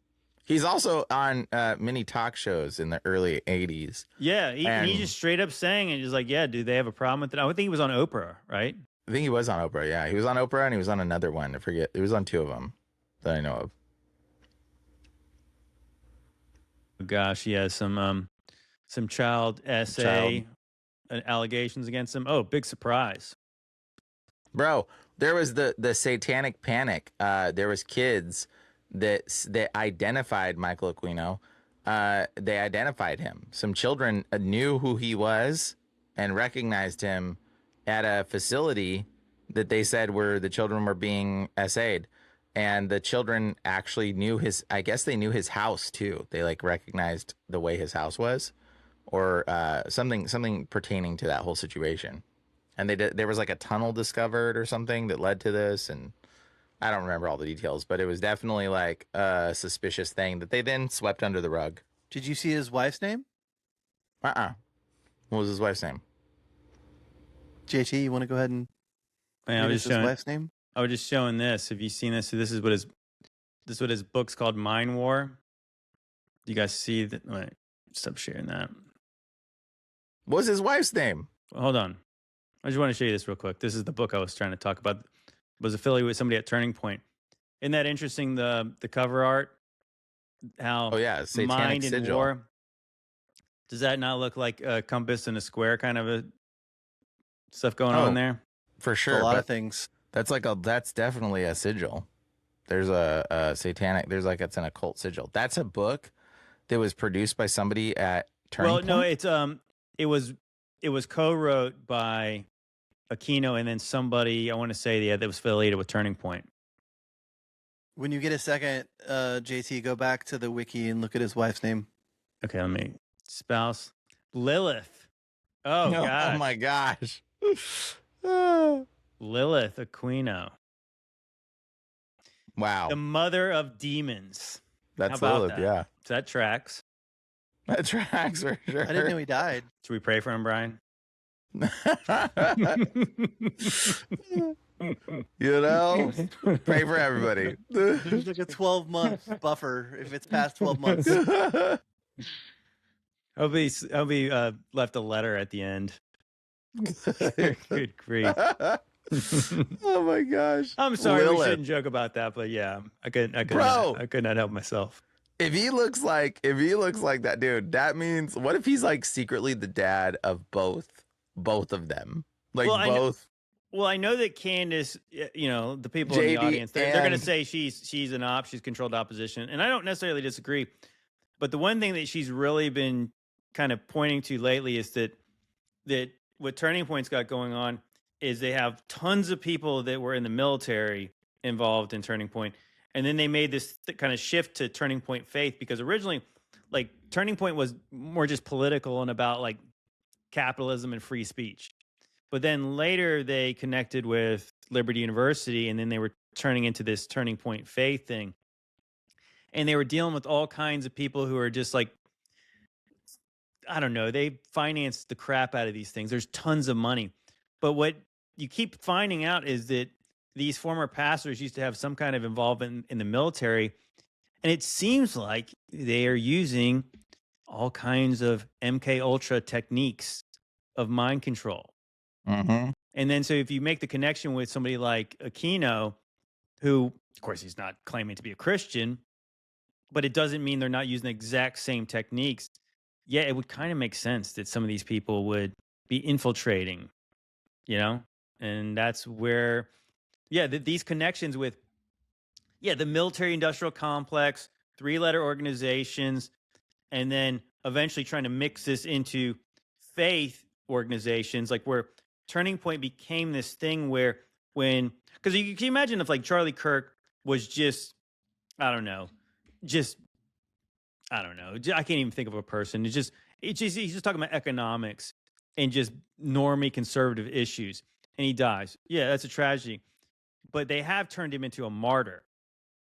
And it does seem like that was the idea, right? Because then you can't hardly question it, because now it's like you're questioning these people of great faith, and they're saying Shabbat Shalom and all this kind of stuff, and it's all connected with Israel, military, 3-letter organizations, and MK Ultra. I don't know. I mean, it's kind of a mess, her investigation, but there's a lot of stuff that actually make a lot of sense. I think it's definitely there's a lot of there that we're not paying attention to fully, I think. Oh, there's definitely a lot there, but yeah, exactly what it all is and what it all mean. I guess point being, you just can't make this stuff up. The fact that she is in some kind of a video from 13 years ago talking about EMPs, which again, when I first started making videos on TikTok, that was that year. I want to say 2022 was the year they kept on talking about EMPs a lot that year. Gosh, I hope an EMP would be bad, would be really bad. If we lost the internet, Well, it would be all electronics. It would be everything with a circuit board. That would make Everything. So every car, every vehicle from like 1994 on. Speaking basically. of vehicles that have electronics in them, the what is it? The car that supposedly crashed of the COD War guy, the Call of Duty guy. His car and like 5 other cars have been like, there's like a paper release that they are remote controllable. Did you know that? Oh yeah, well I want to say that when who was it? Anne Heche. Anne Heche, is that how you say her name? Ellen DeGeneres' old girlfriend or Yeah. wife or whatever they were. I think girlfriend. Yeah, there was a bunch of funny business around regarding her mysterious death, Yeah. where the way I want to say that, Sped into yeah, she drove right into a house or something, and then they put her on some kind of gurney, and they said she died from like supposedly head trauma. Did you see the video? Of Oh her yeah, I from saw above? the she video. gets I'm- up. Yeah, she gets, it's like she's getting up. She's they were freaking saying out. Yes, it was very suspicious. But yeah, that's one of the things I remember. My buddy Max Powers, a Parasite TV, he did a video about that. Yeah, and one of the conspiracies was that this car accelerated big time before it hit the house, and there was no alcohol in her system or anything like that. She was not. Well, That's why I drive an allegedly- old car. Allegedly, all cars with electronics can be controlled. Not Well, I just believe the it. new ones. Well, I know that during the pandemic and when there was all kinds of shortages of things, there's a guy I knew from the gym. He owned a pretty decent sized car dealership in Virginia Beach, where I'm from, and he was telling me that they could not get inventory. And it wasn't necessarily because they couldn't get the vehicles, but all the Fords, they had chips, and I'm sure that was like everything. But there was a shortage of chips, and that's the thing. I think he was talking about how this is why lots of people are buying older vehicles now, because you can't do anything with these modern vehicles now if they have computer problems.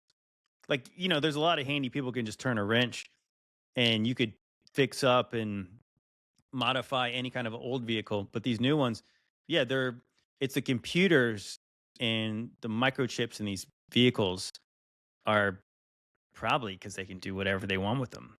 And Dude, that's what they the, could always say. Like, even I want to say like that.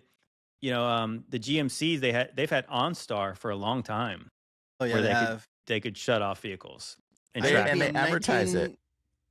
Like with the Tesla, it's like a good thing. It's like, oh, guys, your Tesla can be remote controlled, and it's like, I thought Tesla was great at first. I'll be completely honest. I was like, this is awesome if it can drive itself. But now that I'm in the space that I'm in, I'm like, Could I will drive you never. right to jail. Yeah, I will never drive a Tesla, like ever, bro. Someone said to me like a year after Tesla started to blow up, they're like, "You realize Tesla is not a car company; it's a data company, right?" And I was like, mind blown. I was like, "Duh! Like, how did we not see it? Like, the amount of data they're collecting, every conversation that takes place in those cars, all of the cameras on the cars, in the cars, outside of the cars." I was just gonna say though, I need a 1989 Kawasaki, Yamaha, or Honda dirt bike and a paramotor, and I'll have my end of the world collection complete. Yeah, what is it? Well, I know that there was a video. I mean, I've seen multiple videos like this on TikTok where like the car just shuts off, and I forgot there was some kind of error. Like it was the person, like they thought the guy had stole it or something, but the vehicle just shut off and he couldn't move it, and like shut off right in the lane, like right in the middle of traffic. They showed us an iRobot, man. I mean, it makes perfect sense. Like, yeah, that one of us would be driving our vehicle and it'd be like, okay, wait a minute, it's not letting me turn. It's taking you right to the gulag. I mean, yeah, they showed us an iRobot. When did that come out? Like, how long ago did that come out? Oh, it's got to be 15 years, probably He's at being least. self-driven. All of a sudden, it closes on him. He can't get out. It starts taking him somewhere he doesn't want to go. Like, dude, that was the plan all along. I don't think people realize it's all technology. They didn't give it to us because they wanted us to have access to stuff. They didn't give it to us because they wanted us to do better and be more productive. Like, that was the excuse that was given to us so that we wouldn't understand why they were giving it to us. Windows, it's a window into our lives, into our soul, into who we are. Like, all technology was given to us for them. They just added a few bells and whistles to make it productive so that we wouldn't understand. Yeah, Right. and if you say Windows, yeah, like the fact is people know when you heard, oh, it's called Windows, were you not like, why? That's a weird name. Yeah. Exactly. Because it's window to what? window to what? Exactly. That's what it was. It's a window into you. That is literally what it Absolutely is. Somebody else is looking. If you can look through one window, somebody can look through the other side of that window. Yeah. Have you guys seen You're the window. Have you guys seen the newest Running Man? I thought that the first one was I don't know fine, what so that I is. didn't think that there'd be necessary to see another Running Man. So shamefully, I did see it, and it's there's one part of the movie, and this is the reason I watch some of these movies, and I've said this to everybody before, and you can look up the information to back this up, but there was a comment made in the movie. They show an old tube TV, right? And the guy goes, "Yeah, that was back before the TVs were looking back at us." Oh gosh. That's funny. Yeah, that hurts a little bit. That's probably true. Even I mean, the very first one, the original Arnold Schwarzenegger one, that I think he works for the military or something, and there was protesters, and they wanted him to fire upon them, and he's like, no, there's innocent people there. I'm not doing that. And then later, somebody else does it, and then they digitally put his face on somebody else who actually did it. And that's why he was arrested and put in the Running Man. Crazy, man. Yeah, Yeah, so they get that kind of stuff. Is like that's the kind of stuff that we know that they could do that now. Well, yeah, for sure. There's something though that's interesting because even if you have a regular motorcycle, like you were saying, a Kawasaki, and just not related to it, they still know where you're at.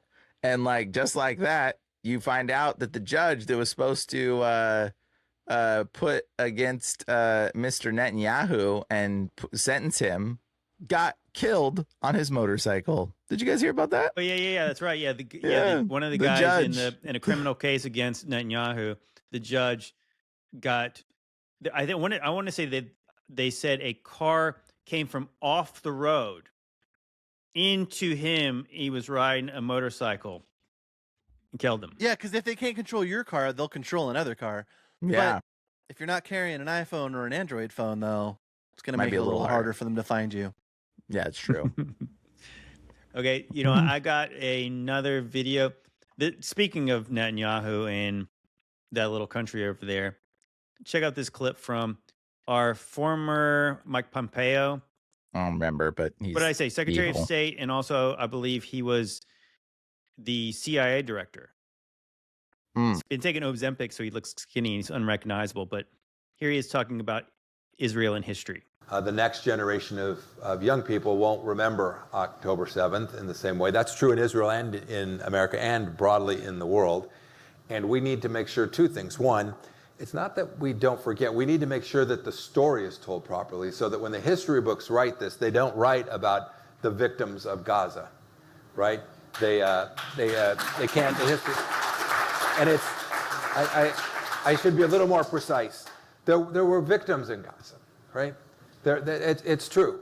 There are civilian casualties in every war that's ever been fought. But the victims were the people of the nation state of Israel. The aggressor was the Iranian regime in the proxy of Hamas. And we need to make sure that the history books reflect that. And that requires each of us every day to talk about it in real time with our children, with our grandchildren, about it in a way that is serious and thoughtful and complete and moral. Don't That's believe your Pompeo? history books. Yeah, Mike Pompeo. Yeah, he looks totally different, right? Let me pull him up. See. Yeah, so Mike Pompeo was a former U.S. Army officer, first administration of Donald Trump. He was director of Central Intelligence. And then of course. he was the Secretary of State. Yeah, so I was right. And apparently he was also on the Epstein list, I'm sure. Dude, but I mean, like, did you kind of notice in that video that it was like he said something a little too true for everybody, except for the people who clapped? Because it was like the other guy kind of got uncomfortable when saying, we need this story to be told right. We don't want when the history books to talk about the victims in Gaza. And you're like, oh my gosh, like how obscene is that? Victims. Well, you're kind of like that. Don't you want just the truth to be out there? But it's like, no, we need to tell this in a certain way. And then people clapped. It was like the guy sitting next to him said, oof, you should have said that a little more delicately than that. Like you like literally, this is what we talk about, that history is a set of lies agreed upon. History is written by the winners. So if they win this war, of course, it's going to be highlighted just about October 7th, but what you've seen, what they've done to Gaza, and how it's just been just bombed, it's unrecognizable. And that's the kind of crazy stuff is now, as you know, you have one regime change in Venezuela, then potentially you have another one happening, I guess, in Greenland. I guess I don't even know who's the regime. I guess if we just take it over, it'll be the United States takes it over. And now that we are getting all these stories just flooding around about how Iran is treating their protesters badly. And so they're talking about like, we need to intervene because of how they're treating their citizens. And we're getting lectured by the people who absolutely flatten Gaza about Absurd. So absurd. People need to remember, like the victims don't. if you're not sold out for Jesus, your soul is for sale. Period. Like, genuinely, if you're not sold out for Jesus, it's just a matter of time and the right amount of money, and you're for sale. You'll get behind whatever agenda, you'll promote whatever, because why wouldn't, like, think about it. If you didn't have Jesus as the savior in your life, why wouldn't you take a multi-million-dollar bribe to get on board with something like that? Of course you would. You know, James O'Keefe said this, and it was a really profound statement. He said, if your price is not your life, then you are for sale. And he said that, and it was like, wow, if your price is not kill me, or I'm going to die for this, or I'm going to tell the truth, and I'm going to be honest to my word, then you're for sale. Everyone's for sale. And he basically said the same thing, but just without Jesus. Because if we're following Jesus and we're chasing after Jesus, then we have to remember the price he paid. Well, it's like, I mean, I think it's like comes down to Mark chapter 8, and we're talking about what our price, if your price is not your soul, then yeah, you can be bought. Because Jesus says, what can a man exchange for his soul? What does a man gain if he gains the whole world and loses his soul, or forfeits his soul? Amen. And so, you know, it's really interesting that you bring that up, because I got this clip and I've been sitting on this for a while. It's from Tim Pool. I think that Tim Pool might have traded some of his dignity to promote this agenda. Check this out. Dude, I'm concerned with having American aircraft carriers over there. Like, what I keep being told about the USS Liberty. That's something with the Israeli government. No, you should. No. Wait. You should be careful about that. Allegedly, the Israeli Air Force jet fighter aircraft. I mean, they did end up paying out the American government. So I'm concerned, like, false flag operation, like a missile comes out of Gaza and hits one of our aircraft carriers, but it was actually an Israeli missile. Well, I don't want. we should get out of there. It doesn't. But let me stop you there. It doesn't matter where the missile comes from.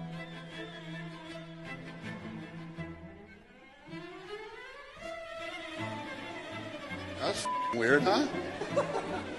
Holy shit. Right. So that's exactly what a lot of people are thinking, because if we have carriers over in the Persian Gulf and something happened to one of them and, Iran did it. Do we know that Iran did it? No. I mean, that's the funny thing. So during that whole Hamfest over for Turning Point, a lot of people were talking about the USS Liberty, and everybody who was actually on board there, who obviously did not die, they all tell the same story, that it was not an accident what happened there. But you could imagine if something like that happened again, and they said, it was the Iranians did it. Then we're dragged into another. I mean, because if they bombed a carrier, you know what I mean? Like, that's the kind of stuff that would bring the United States into a war that we don't want. That's exactly what happened at Pearl Harbor, basically, is that when they sneak attack one of our ships, and now it's like, now we're at war. So yeah, like, that guy was right. But of course, that's so funny that Tim Pool was like, it doesn't matter where the rocket comes from. You're like, what? Speaking of the Holy Land, I do have an absolutely flawless transition. Oh, let's go. Let's do it. Okay. America is the real old world and the Holy Land of the Bible. Watch. Utah is Yuda or Judah. The Dead Sea is Salt Lake. Nile means great river in Greek. The Mississippi is the Nile, or the Euphrates, the great river. Since Canaanites inhabited the Holy Land, Sedona is Sidon, Sidona. which is why Phoenix is Phoenicia. Lebanon and Nevada mean the same things. The real Mount Seir is Mount Whitney in the Sierra Nevadas, which is the tallest point in the lower 48. Exodus took place in America. The Baja Sea is the real Red Sea, which looked like this. The greatest of the 7 seas is the Pacific Ocean. That's why the real Levant is the Pacific West Coast of America. That's why the largest cedars are in the Pacific Northwest, which makes sense for the lumber needed to build Solomon's temple. Perfect trunks for lumber. The tiny ones in fake Lebanon are forked. They can't be used for lumber as efficiently. The Nile of the fake Egypt today doesn't match the description in Isaiah, but the Mississippi does with its 7 main tributaries. The Nile flows into the Egyptian Sea, not the Great Sea. That is why the Mediterranean cannot be the biblical Great Sea. Hebrew artifacts were found throughout the country. They are commonly discounted as fake, but nobody today speaks Paleo-Hebrew. As stated before, Canaanites were throughout the Holy Land, and we see a common Canaanite root through all these alphabets or alphabets. This is why Spanish, Latin, Hebrew, and Arabic all have similar roots. Hard to tell apart in cursive. Speaks for itself. Allah, Tau, and all the same geometric shapes. Perspective. Latin is inverted Arabic, more apparent in cursive. Same roots. Babylon, Rome, and Greece are east of the Mississippi. That's the real reason the Algonquin chiefs were named after Greeks. They were the Greeks. After most of the men were killed in King Philip's War, the children became prisoners of war, aka slaves that were shipped throughout the Americas. When the Jesuits met the Algonquins, they realized that the Mi'kmaq language was similar to Egyptian or Hebraic. That's why Verrazano said that the natives were like Ethiopians. The oldest bloodline, A00, is from America. The history has been totally inverted. Parasites copy and invert through retrotransposition. This is why you have multiple Egypts and all these cities with the same names throughout the world. Parasites usurp, copy, and invert. Parasites live in loops, and they keep the host in a loop. Parasites need inversion, manipulation, and inbreeding to exist. The Bible is the script, or the scripture, of the loop. It reveals all the events in the timeline of the loop. Okay, now before we comment, now I want to show you guys something to support that I found that's fascinating. So let me show you one more thing. There was so much information in there; it was hard to. There was. So I'm going to add one more thing to it, and then we can discuss. This is a 1500s map of the Holy Land. You guys see it? Mm-hmm. This is a 1500s map of the Holy Land. Now let me show you something really quick. Let me just go ahead and flip it. Boop. What do you see? Yeah, it definitely looks like America. But do we believe it was that big, though? That seems really big for Israel. I don't know, man. All I know is that for that being a 1500s map, when you shift that over, the likeness of the United States map is insane. Yeah, that's interesting. I want to say that, especially because I know that a lot of people have said that the Judah and Utah were like the same place, and it does kind of seem like that would be right here. Yeah. Flip it. Right. So yeah, so let me zoom out a little. Yeah, so then like this would be what, Arizona? Texas. Well, Texas, and then like New Mexico, Arizona, right? California, The Dead Sea. Utah, Washington. But yeah, Judah is right where Utah would be. Mm-hmm. Pretty interesting. Where's the Dead Sea? What's on the other side of the Dead Sea? Dead Sea. To the What left. did he say the Dead Sea was? Oh, he was saying the there. Dead Sea was The Gulf of California. It's now Right the here? Gulf. or was he saying the Dead Sea was? he was saying Salt the Lake. Red Sea. I thought was, or was it But the yeah, Dead well, he's Sea? saying the Red Sea. Yeah, because I've seen other people talk about that. The Red Sea was when California was an island. The body of water between them. That and the mainland. Look at that, Jutah, Juttah. Yeah, that's Literally interesting. right where Utah is, dude. Yeah, that's interesting. You know what? The one thing I found most compelling about his video was when he was talking about the cedars of Lebanon, because that is something that's mentioned a lot in the Bible, is how Right. they had these massive trees there. Now, of course, it would make sense that they would be something like the redwoods in California, like what they were actually talking about. And I want to be clear too. Like, I'm not saying I'm 100% behind. You're not this. saying, like, you're just saying. Yeah, I don't know if we have enough information to say it, but I wouldn't be shocked to find out that all of that was lied and shifted, the narrative's completely changed and different, and that we're on that land, that it's all beneath us. I mean, at this point, I don't know what would really shock me anymore. But I would say, just to play the other side of it, it's that what I've mentioned before is that people say, oh, well, here's why it makes sense that, yeah, Gopher Wood is something that's in Florida. It's not something that's where we're told anywhere near whatever Mount Ararat, wherever Noah was. Mm. That's fine, but at the same time, who named it Gopher Wood? What's that? But who named it Gopher Wood? I don't know. What I mean? Who knows? I guess the point being is that there's lots of things that are like kind of indigenous to North America that are not from like the biblical locations that we're told they came from. That being said, I don't know. I really just do believe like that whatever this earth was in biblical times is totally different than it used to be. I agree with that. So it's just like this place has got judgment. It's had cataclysms. It's different. So I think the one thing that kind of like the whole idea of like the redwoods, there was I guess there's kind of a conspiracy that used to circulate on YouTube. It was like where they say there's no old trees on flat Earth. And I think that actually is a pretty interesting kind of rabbit hole. It's just that you would think that, let's just say like the story about America was true. You know how big the trees would be when they got here? You know what I'm talking about? Like, which is people like really not chopping them down. Like there would be just forests of like massive trees. So you really think about all around the world, like the trees are really not that old. Wouldn't there be thousands of year old trees, like lots of them, of places where people don't live? What would stop them from growing? Unless they were sizzled, unless they were right, fried. unless something wiped a lot of them out and they grew back, and so they're only a couple hundred years old, which might explain how things have dramatically changed on this terrestrial plane of existence we live on now. Man, imagine if we could get everybody that watches this at the same time to like dig 15 to 20 feet deep below where they live, like below their property. We'd get everyone to water report their where findings. Yeah, there'd be water here as well.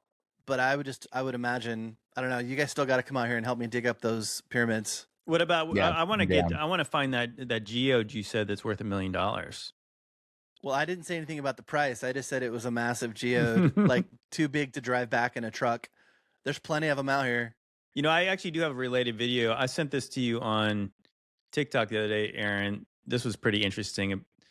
I don't know if this necessarily corroborates that last video, but it's something you can consider. The Israelite Phoenician Empire came to North America. You won't read it in the standard history textbooks. You have to know what journals to go to in the colleges and they're rather arcane archaeological journals and so forth. But the evidence is there. It's just not being passed out to people. The Phoenician Baal worshippers had fairly large colonies in America. As Barry Fell's book points out, they had a large temple to Baal in New Hampshire that's called Mystery Hill.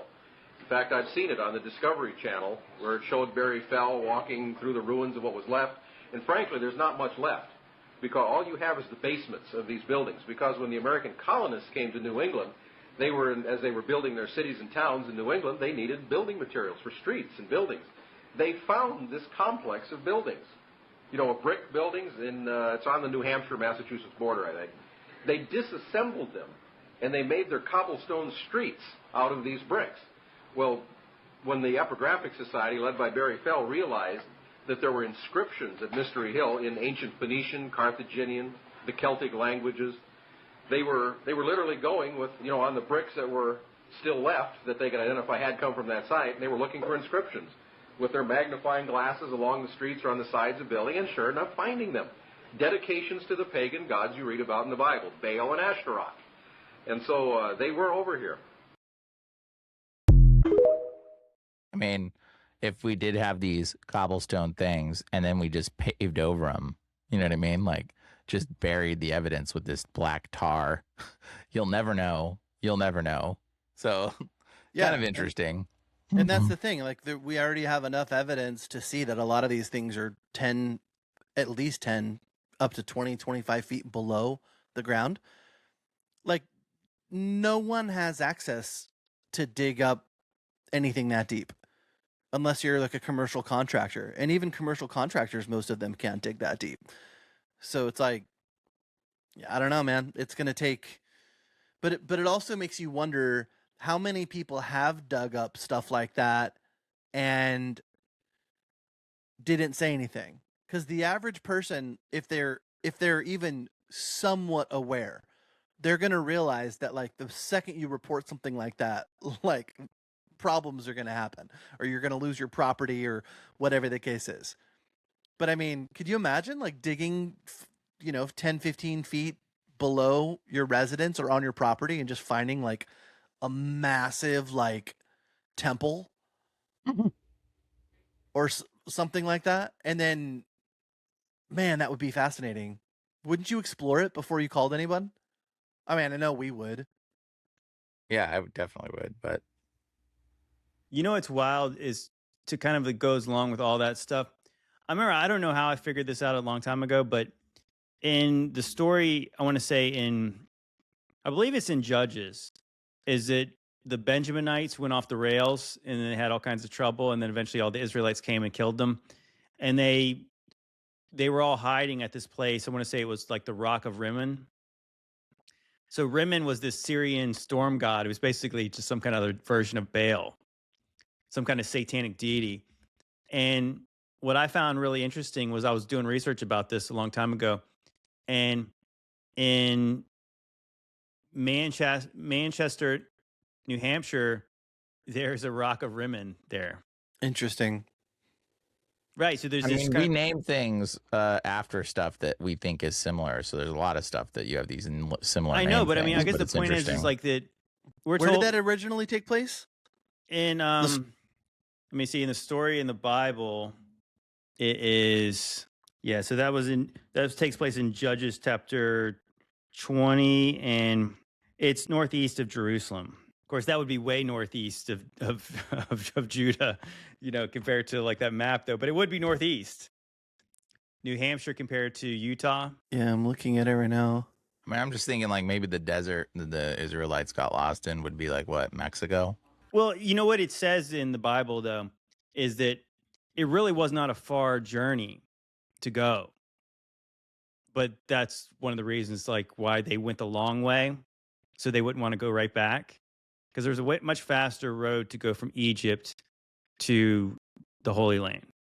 But I guess, truth be told, if we're going based on this idea, would California been more like Egypt? Because they'd have to cross the Red Sea, right, in the scenario. So, yeah, I guess California to Utah is really not that far. Well, we need to start looking for giants. Where's the Jordan River? What did he say was the Jordan River? But I mean, that's the thing that people often comment about. I know my sister-in-law went out to Israel and she was saying the Jordan River is like a creek. So like crossing it is not impressive at all. So the River Jordan's right here. No, so see, I think this is where it gets confusing because as I was saying, like that if California is Egypt, weren't they saying the Mississippi is the Nile?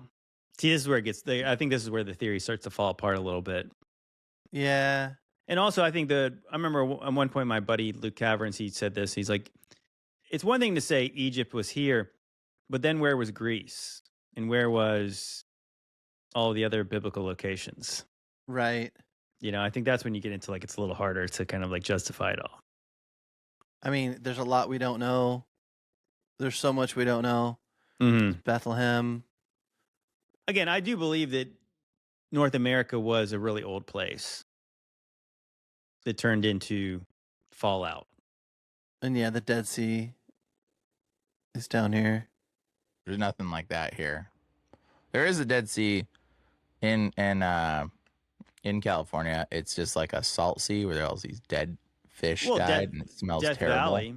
Death Valley is, is below sea level too. Well, yeah. So, I mean, that's fascinating. I think if at the very least, if this is not any relation to the biblical locations, I still think that the people were very advanced back in the day. And that's what the Phoenicians were known for, is they were sea people. So what they're saying is, like, if the Phoenicians could sail, then people around that area, sailing was not uncommon, and they could take voyages with these people. So that would obviously translate into there being relics and evidence of these people coming from those locations, the land of Israel, to here. So again, you had mixed multitudes of people.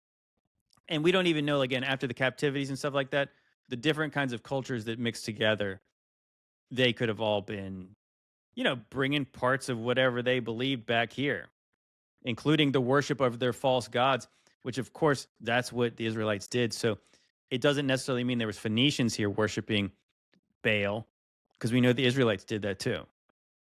Well, and there's so much we don't know about the bigger picture too. So, like, all land is on tectonic plates. They're all on plates. And those plates shift. That's what caused earthquakes. So if there is a magnetic north shift that takes place and it causes all of those plates to shift, I mean, some of these continents could be moved dramatically. Like, dramatically. And maybe that's why America did not have a lot of evidence of the more ancient stuff, because it got really trashed. It could mean so much. I mean, it could, like, at one point in time, all of these pieces of land could have been connected with no bodies of water in between at all. That's where the Rockies kind of came up, because if the plate shifted, and that's why there's this big old massive mountain range that covers a large portion of the western part of America.